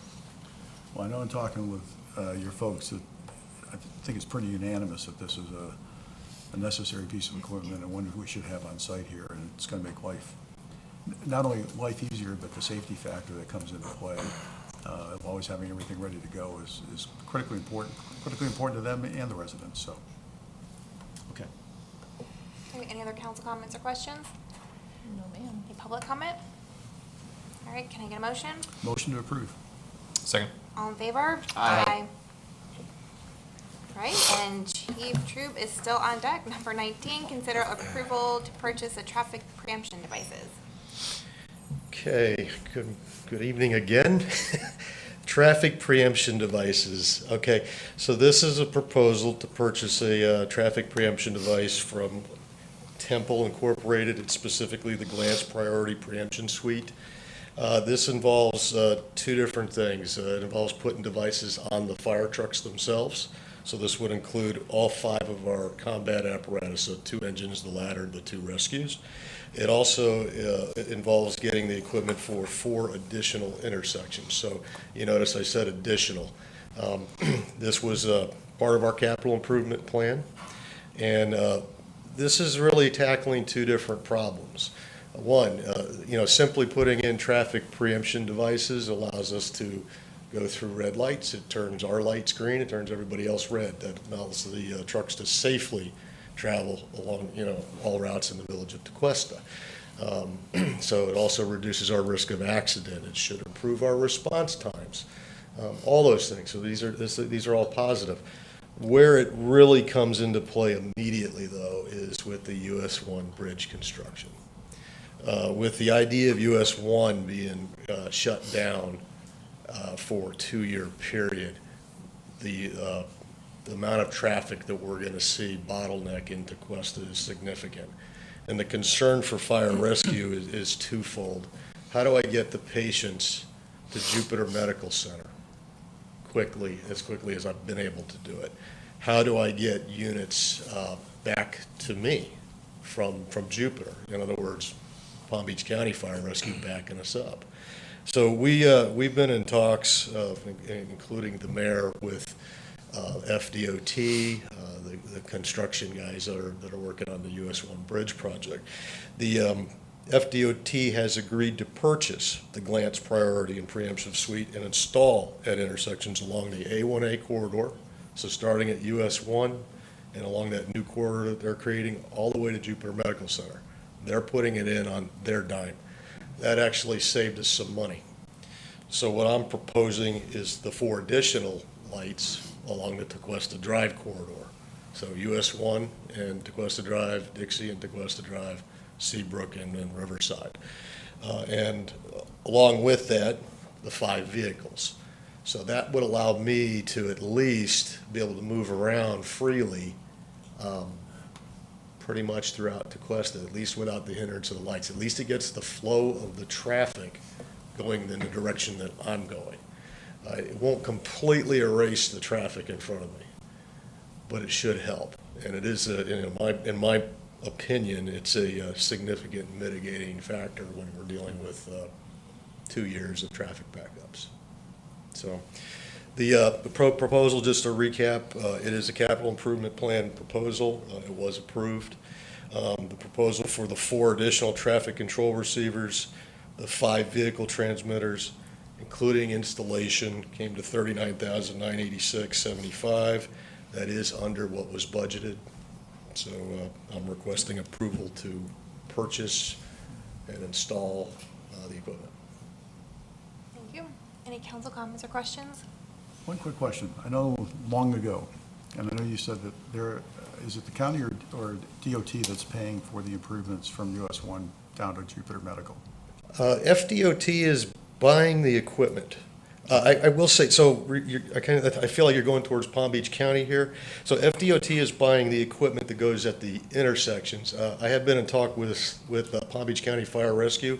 They are planning to buy the same equipment to put on trucks at Station 18, and I'm not sure if it was 19 or 16, but there's another couple of units that they're trying to do as well. So they are supportive of this. Okay. So my question was, I know at one time you had thought or hoped that they might also cover part of this cost, not the 4 additional intersections, but the cost for the installations on the trucks. I'm assuming based on this that was a no-go. Yeah, no, they turned us down pretty hard on that. Okay. But they are putting it on their trucks, and that in fact supports Tequesta, and it supports the glance system. It supports everything that's happening here. All right. Thank you. Can I assume that you can take this equipment off a vehicle and put it onto another vehicle? Yes, so again, you can do that. I will say that the install on the equipment, the vehicle specifically takes about 8 hours. So it's not, that part's not simple. I would imagine uninstall would be something similar to that. So the concern, of course, is with the 2 new apparatus coming in. We have reached out to Sutphin and other vendors to see if we can't have it installed, or at least prepped to install while they're still working on the cabs.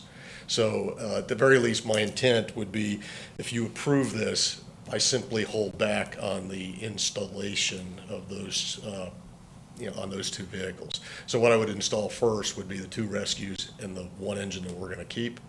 We wait for the other vehicle's arrival, we install it then. Or if Sutphin will allow, we let Sutphin do it, and then that would be a home run. Okay, good question. So I've been an advocate for this from the get-go, especially when FDOT came and said, hey, we're redoing the bridge. And that is one of my biggest fears, because when we get a train that blocks our way, we are all pretty much stuck. We have so many ins and out of this village. So even without the bridge, I think this is a no-brainer. For me, it's an investment for the residents, because like I always say, you don't want to have to call you guys, but when you do call you guys, you're so thankful we have our response times and that everyone is trained and has the gear that they need to save your life or get you to the hospital. I do understand what you say when the traffic ahead of you might not be great, but honestly, anything that'll help stop the surrounding traffic to get you guys through, I'll full support that. And that's what the system's designed to do. I didn't get into too much detail on how it works, but it literally works 3 ways. It's got radio, it's got cellular, it's got GPS, so it's communicating ahead to the receiver a lot further than the older style systems that used to just rely on basically radio waves. What were the 4 additional intersections? All along Tequesta? Yes, all along Tequesta Drive. So Seabrook and Tequesta and Riverside and Tequesta? Yes. That would be advantageous to be able to control those lights, even though they're just Yeah, so, one lane each way? Yeah, I think ultimately what we're looking for is complete control, complete ability to navigate wherever we're going. We've seen even recently with, and this has nothing to do with US 1, but with just the railroad tracks, the traffic backing up along Tequesta Drive, really right in front of the fire station, to where we had to post signs just to be able to get out of the building. So the idea that we might have to push traffic through Seabrook is certainly there. If you start factoring in any more of the railroad track construction along with US 1, I don't have a crystal ball.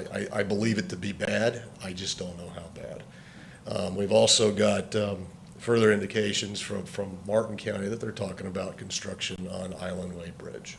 So I hope they put that off, quite frankly, but this will still help us navigate. That's more traffic, so I don't know where this is going.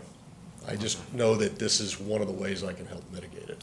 Not to mention we have X amount of people more in Florida, so. Chief, since you brought that up, I know, Jeremy, the last time we talked, I think you had indicated that their intention, correct me if I'm wrong, their intention was to close that bridge completely as part of a rebuild. Is that still, do we have a more current update as far as what they're going to do there? Or? Yeah, it's a full rebuild for that And bridge. they're going to close it completely. Is that still the Yep. plan? Okay. Yep, we went up there, met with them, we asked them not to, asked them to change their time frame. They had it in their budget already, wasn't they're kind of going a forward. non-starter. Okay. All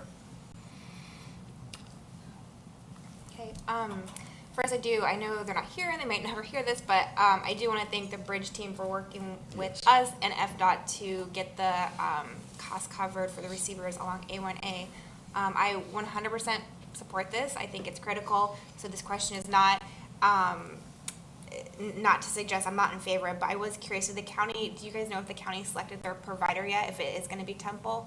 I know there was conversation that the county hasn't officially selected Temple. County has not officially selected Temple. That's a process, and you're talking about traffic management now, so that's a process that takes apparently a lot of time. But FDOT, who works with the county traffic management, is purchasing this. I know that this is one of the ones that they're considering. So that's really the best way I can answer. They have not selected it yet, and I honestly couldn't tell you when. I would say within the next year or two. And then if they don't, is there still room in the equipment enclosures to add whatever, if they don't select Temple, to add whatever provider they select?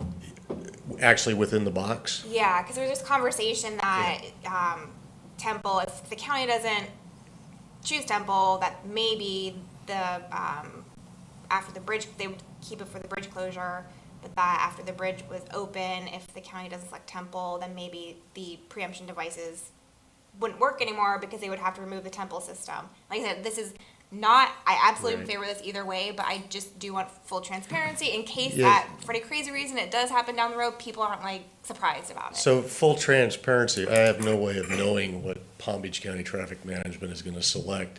It is in fact their box. If they tell me to take the equipment out, I have no choice but to take it out.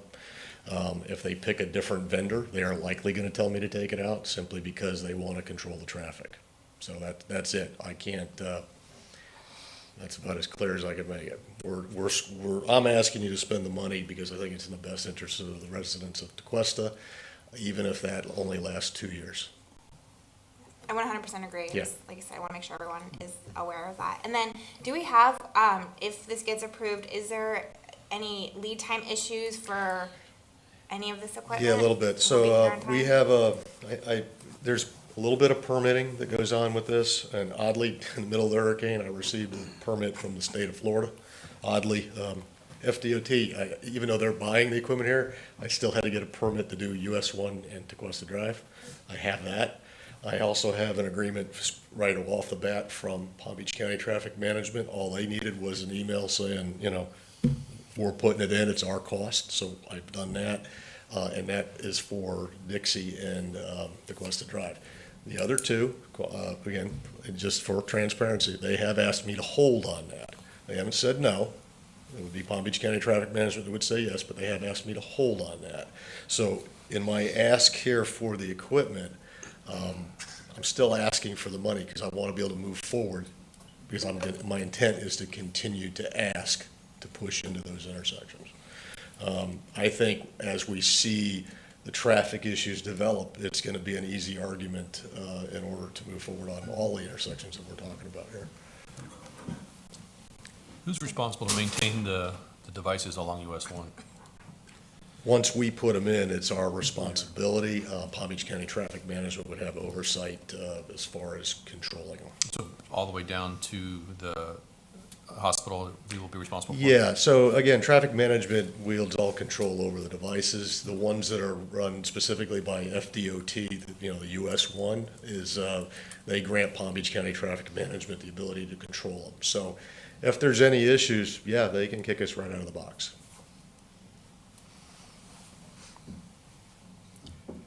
I still think it's critical for life safety for us. So I know Yeah. this is not It's, super clear at this point, but we're up against it with the bridge. It's out of our control, and I think it's critical for life safety. I 100% support doing this, if that helps you make your decision. I think it is critical. I do think we're going to have traffic issues. This is a way that we're going to be able to mitigate that to some extent. It's the best solution that I know I can come up with that we have control, some control of, short of building our own bridge or, some sort of water taxi. We got to be able to get to Jupiter Medical Center. It's that simple. And because Palm Beach County Fire Rescue is also now expending some money to put it in their trucks, they're going to be able to get to us too. So that it does work both ways. Because they're on board, I've got a partner who's in Palm Beach County, who can talk to Palm Beach County Traffic Management by walking down the hall. Well, if you look at the cost spread out over our resident population, it's $8 per person. I don't think anybody would block it, paying $8 for a system that might very well save theirs or their loved ones' lives. So I think it's a no-brainer. Additionally, just risk management, a fire truck that's, 50 or 60,000 pounds stopping at a red light and then proceeding through, that's dangerous. Well, now the light's going to be green for us and red for everybody else. It's a lot safer just on that part, let alone being able to deal with the traffic issues that we're sure to see. All right, any other council comment or question? No, just curious, traffic coming toward you, oncoming traffic. So at a four-way intersection, four-way stop, can you control 3 of those lights? Can you keep oncoming red as well?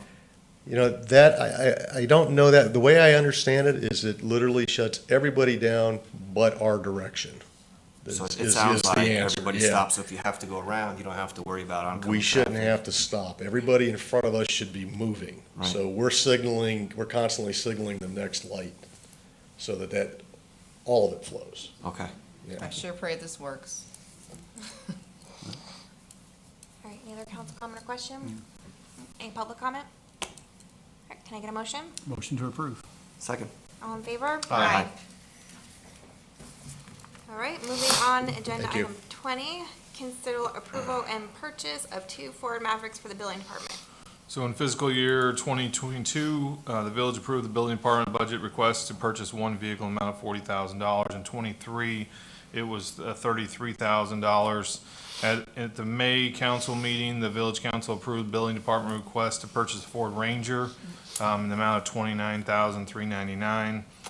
Duval Ford was selected as the vendor. In October of '22, we received notice from Duval Ford that due to unprecedented supply chain shortages, the production of those Ford Rangers was canceled. At that time, there were very few vehicle lines available.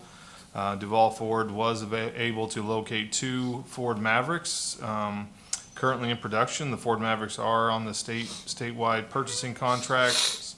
The unit cost per vehicle is $25,482. with a total purchase price of $50,964. The building department is requesting purchase of 2 Ford Mavericks. The new vehicles will replace the department 2003 Dodge Dakota and the 2010 Ford F-150.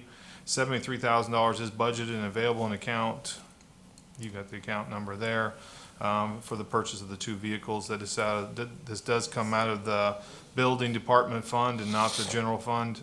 The actual cost of the purchase of the Mavericks is $50,964, leaving a budget surplus of $22,036.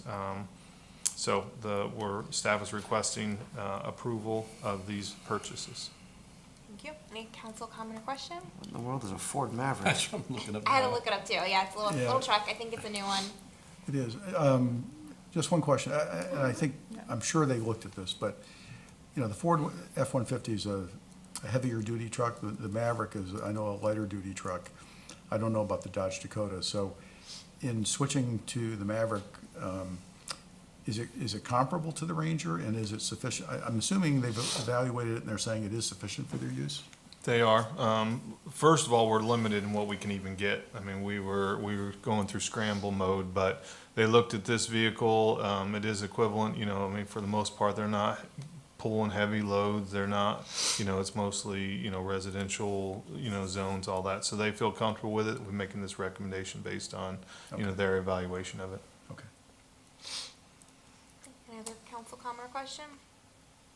Any public comment? Can I get a motion? Motion to approve. Second. All in favor? Aye. Aye. Okay, moving on, agenda item 21, consider approval of addendum 5 with an agreement with Odyssey Manufacturing Company. Hi, good evening, Marjorie Craig, Utilities Director. And this is just for caustic for the water treatment plant, and we use it for removal of hydrogen sulfide in the aeration towers and also to adjust pH in the water treatment plant process. As you probably heard about many things in the industry, industry-wide, chemicals have increased in price quite a bit. This is one of them. It's more than doubled in cost. And due to the world event and conditions, not just the pandemic, but the war. Our manufacturer, Odyssey, actually has a caustic storage facility which helps mitigate some of the supply issues that you can run into. This particular award, this addendum is based on an award that a bid that the village itself did, solicitation. And so this is a fourth addendum, or the fifth addendum, which is a renewal of the contract itself for one more year. Thank you. Any council comments or questions? No? Any public comment? Can I get a motion? Motion to approve. Second. All in favor? Aye. Right, moving on, agenda item 22, to approve a payback contract with Odyssey Manufacturing. This is Marjorie Craig, again, the Utilities Director. And this one is with the same manufacturer for bleach, same vendor. And it's a piggyback leveraging Marion County's contract for bleach. And it's to ensure the lowest possible price. And I did run some numbers for the caustic. The price went up 60% just last year, and for the bleach, it went up 50%. So over 2 years, it's even more than that. So it's just incredibly crazy. But this will ensure us getting the lowest possible price that we can. And we use bleach to disinfect the water. So we also touch it with ammonia, so we use chloramines to keep the residual in it. Thank you. Any council comments or questions? Just a thought, and when we're looking at something like this with increased costs, it'd be interesting to, if you can do this, and it's not too much work, to say, okay, with this increase in costs, this is how it would impact rates.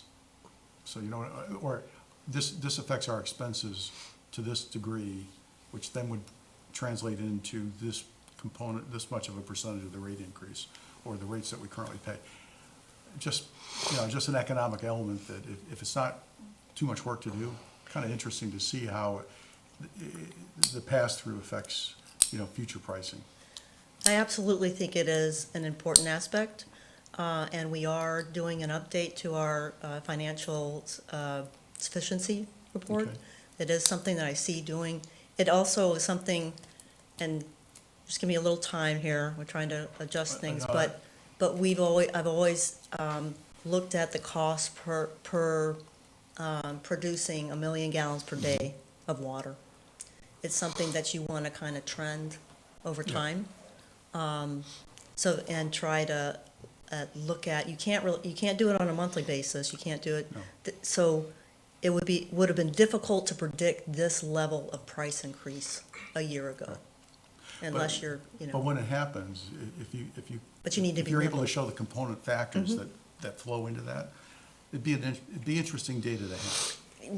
Agreed, to see the component, Yeah. how much does it impact, how Yeah. much does that price increase impact the overall overall cost of rate production, increase, yes. rate And itself? then ultimately rates, yeah. Agreed. Okay. So you're saying the industry has a cost per million gallon per day standard? Oh my gosh, it varies so much depending on what your water source is, your distribution costs. I could bore you to death with the things that you look at. If But you want to have an locally, offline you create conversation. your own standard, right?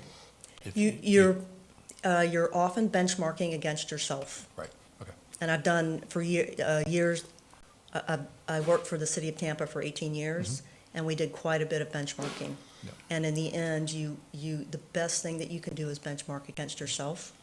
If you're lucky to find another utility that's like you, you're really lucky, because the way every utility is structured is different. Different. Every source is different, all the demographics are different. Okay. Okay. Any other council comment or question? Okay, any public comment? All right, can I get a motion? Motion to approve. Second. All in favor? Aye. Thank you so much. Okay, last but not least, Greg, item 23, consider approval of ride and game services for Tequesta Fest. I always have to start with something before we get in the agenda.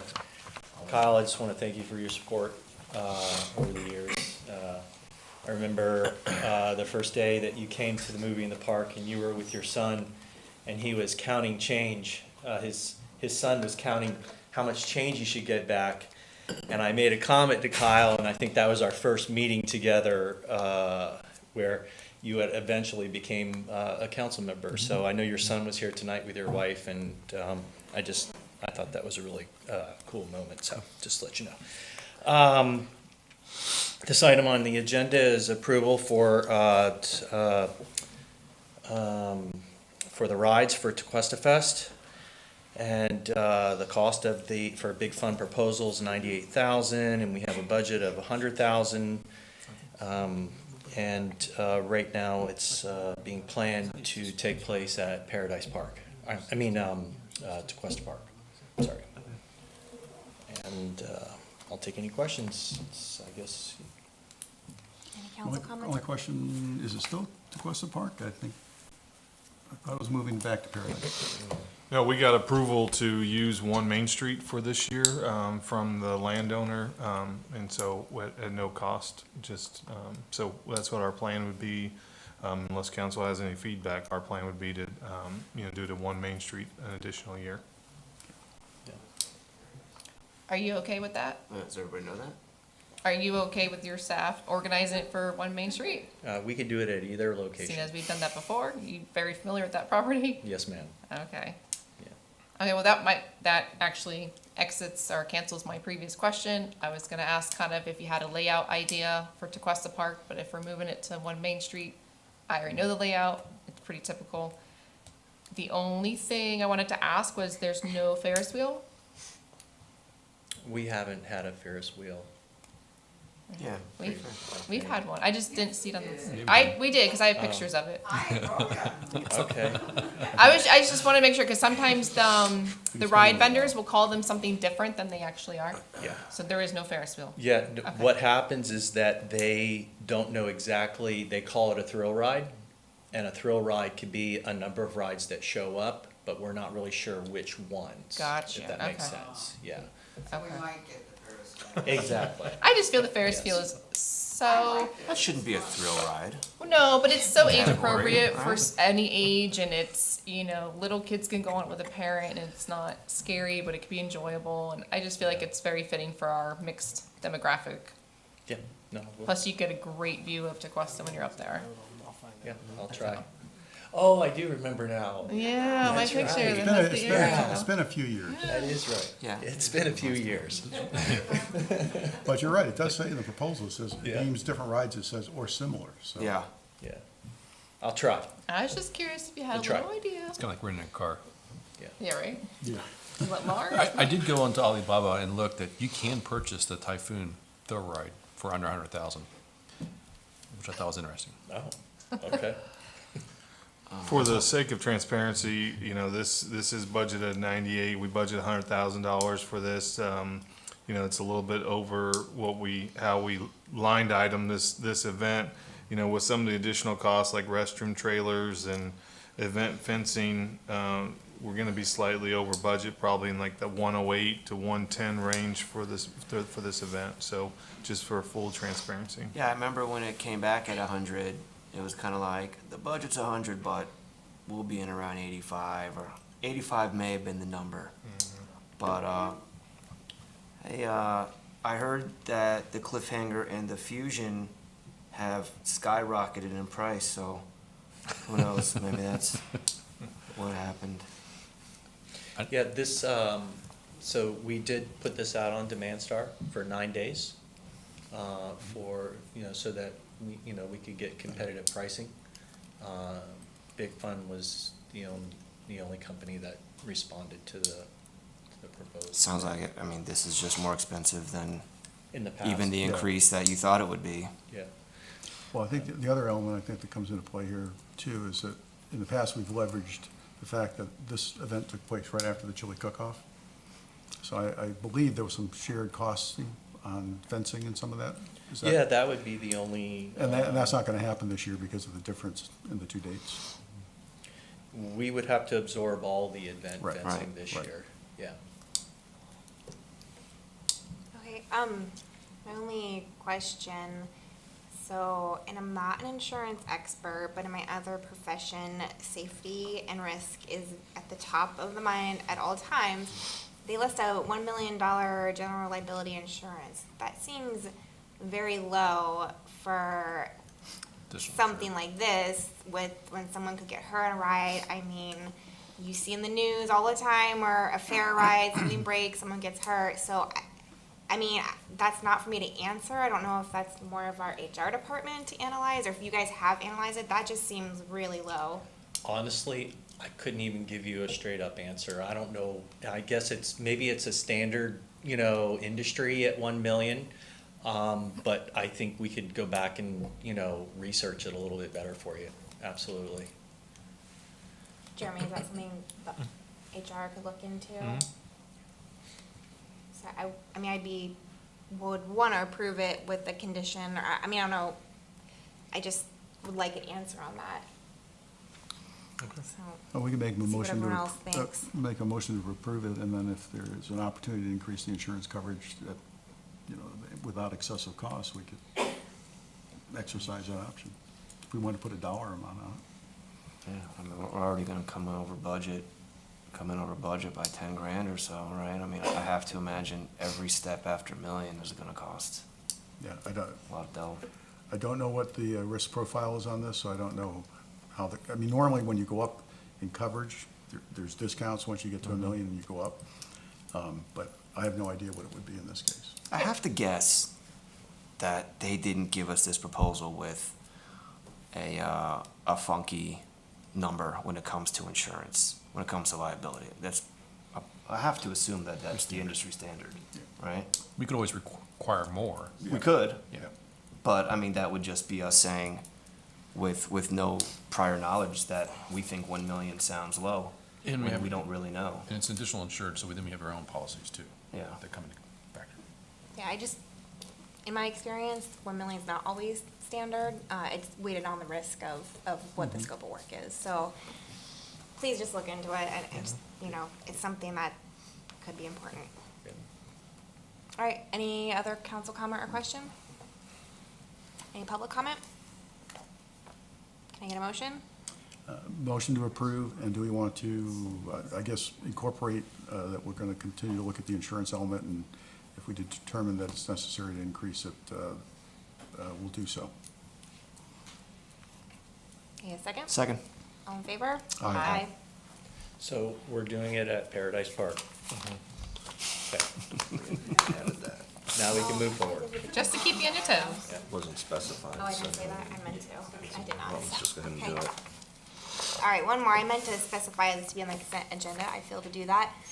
So final agenda item was resolution number 37-22 for the issued state of emergency declaration from yesterday. Any council comment or question on this one? Motion to approve. Any public comment? Can I get a motion? Motion to approve. Second. All in favor? Aye. All right, moving on to any other matters. Anyone have anything else to add tonight? I just have one. I'm sorry I missed the workshop last week, but my wife took away my phone and sent me to bed. So, but I did watch the matters at hand, and I have to say that I share Councilman Johnson's frustration. I think that we have an opportunity here where we have a group that's willing to come in and invest their time, talents, and money to make a portion of that park usable for the purpose of a Little League that will ultimately be able to embrace children of Tequesta, not exclusively, but certainly a large component of them from 6 to 12, both boys and girls, and I think we owe them a clear and final decision and direction so that they can move forward. So I would like to suggest to the council that we bring this back to the workshop at the end of this month to make clear to them what our intentions are and what they can expect going forward. So I'm confused, because at our workshop, we were explained that legally, we shouldn't be doing that, and no one in the county does that. Well- The exclusive agreements. Legally, you can't use the P3 partnership Can't use that. procurement process is what you can't do. I mean, if, you know, and we did discuss a little bit, if you want to fix up the ball fields and create a policy for how to use them, you absolutely can do that. You can't use their proposal as a public-private partnership procurement, which means if you're gonna hire a contractor, we have to use our regular procurement procedures. Honestly, either way, somebody would have to come up with a policy on how to use the ballparks. And as I've said all along, there have to be, and there are, models out there. The county has a policy. I'm sure there are other municipalities with municipal ballparks that are regularly used, that there are use policies. In terms of the in-kind piece, no, I'm not aware of anyone who's ever done that, and there are a variety of reasons for that, I'm sure, that we've kind of touched on, in terms of building codes and permitting and ADA compliance and all of that. But the only thing you legally can't do is the public-private partnership, because you have to be able to own it when you're done with but otherwise, you absolutely, have the right to fix up the ballparks and create a policy. It's just you can't use it, you can't do it that way. So Jeremy, correct me if I'm wrong, at the last workshop, wasn't it consensus to workshop, then the next okay, to me, workshop words is late. At the next workshop, we will work on a usage proposal, or usage method, so it would say a public park. Wasn't that the consensus, that it would stay essentially a public park? But if someone came in and put in money, like, that's a whole new, but to keep it a public. And we were just gonna look at how different leagues could come in reserve fields for usage. That's what we're working on next workshop, right? Yeah, my marching orders were to bring the usage policy to council, a recommended usage policy. And then, with that, you can have discussion about, if somebody does in-kind donations, maybe they have a priority, not necessarily a tit for tat, or, but, so you can put that as part of your criteria for the uses. If they, JTA and the Little League both come and they give you guys, want to do in-kind donations, then they get a priority. Doesn't mean they get the whole thing, doesn't mean they get to use it exclusively, just means that when we look at everybody's needs, and, JTA submits 4 days and Little League submits 4 days, those might get the priority because they've done in-kind donations. Then you look at historical, number of kids, those are the type of criteria that you're gonna be prioritizing the usage with. Perfect. And so when we look at that, I think it might entertain the idea of what you're speaking to, Mr. D'Ambro. Yeah, I think the usage policy is part of it, but again, like Palm Beach Gardens, for example, their baseball league rents it out. Difference is Palm Beach Garden paid to build those parks, and they have some of the best facilities in the United States, and they also pay to maintain it. Okay, we aren't doing those things. So if we have a group that's willing to come in and make the investment to raise those ballparks to a standard that would allow significant play, and they're willing to maintain that, then the way I look at that is those contributions basically are the equivalent of they're making a lease payment. And as the manager suggested, they don't have exclusivity, but then they have priority to use the park as they need to for their activities. And again, I think it would be a tremendous benefit to the community. You'll have people coming out watching games that are, may have kids who are playing, yes, but grandparents, other people who just like ball games from the community will come out and hopefully watch and support these kids. Sounds like it's already on the workshop. We're gonna go for Well- usage. Okay, so, we didn't have, I should have sent council comment like I usually do, but it was, yeah. EAC did not meet for obvious reasons, because yesterday Village Hall was closed and there was a storm and inclement weather.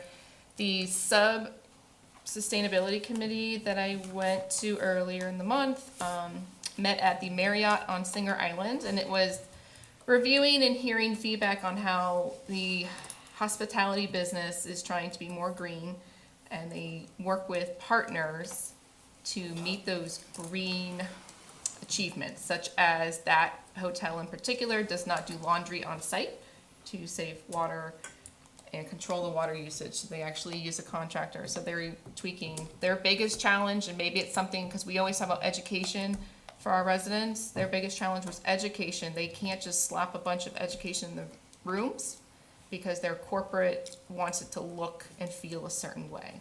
So their struggle is education for beaches, turtle nesting, all that stuff. So I think that was just a mutual similarity, is the education, where to put it, how to get it out there effectively. And that is all. Councilmember Johnson? You know, I was actually going to talk about that I went back and watched the workshop about the Little League, and I think we all kind of got caught up on the term exclusivity, and I think for no good reason.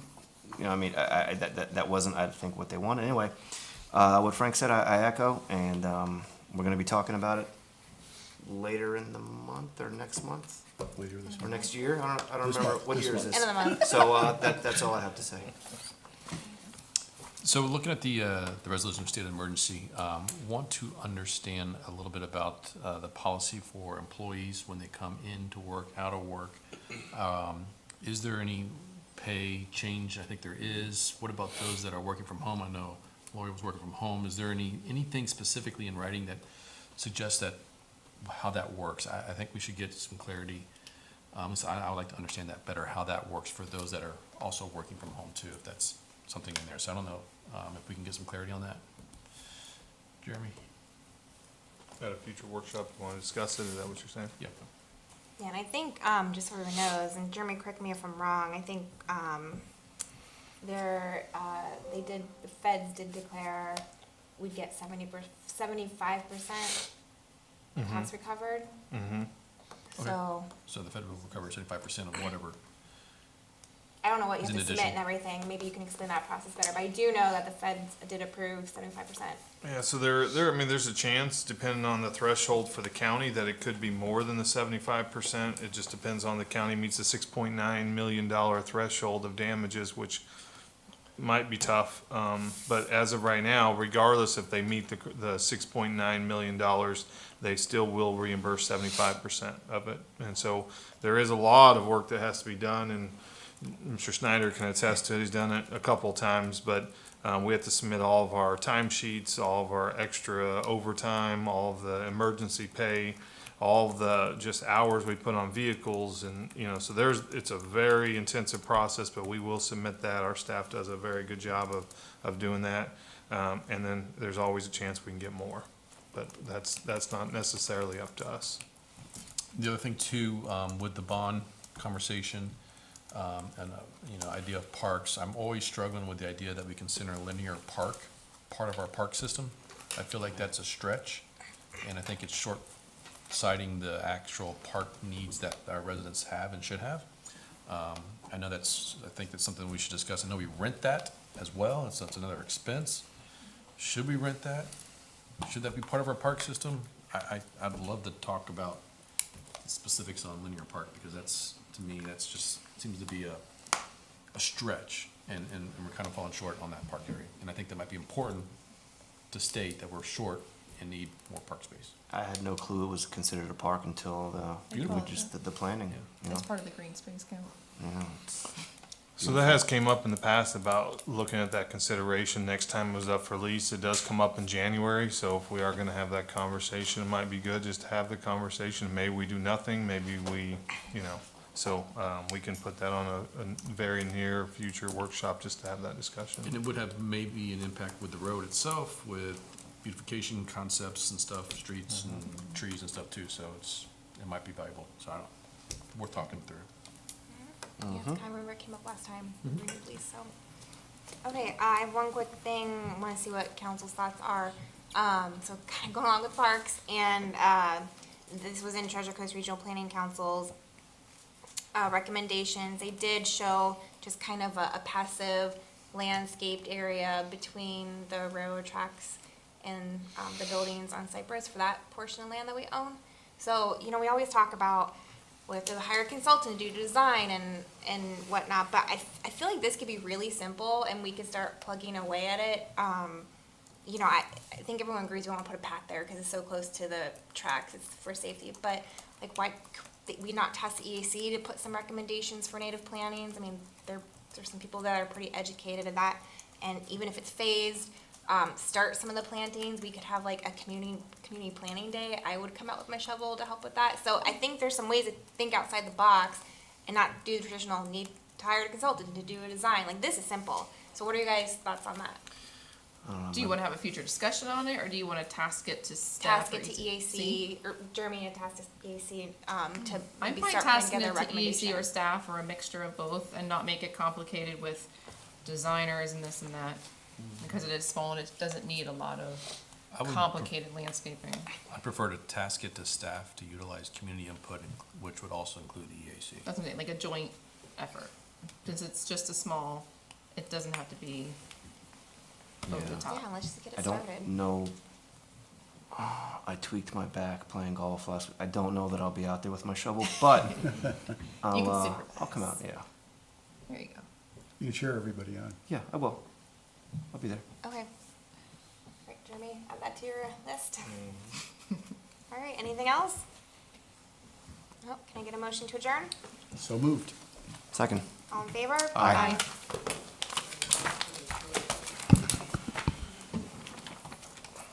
We should think it's 9:30. How did we should be?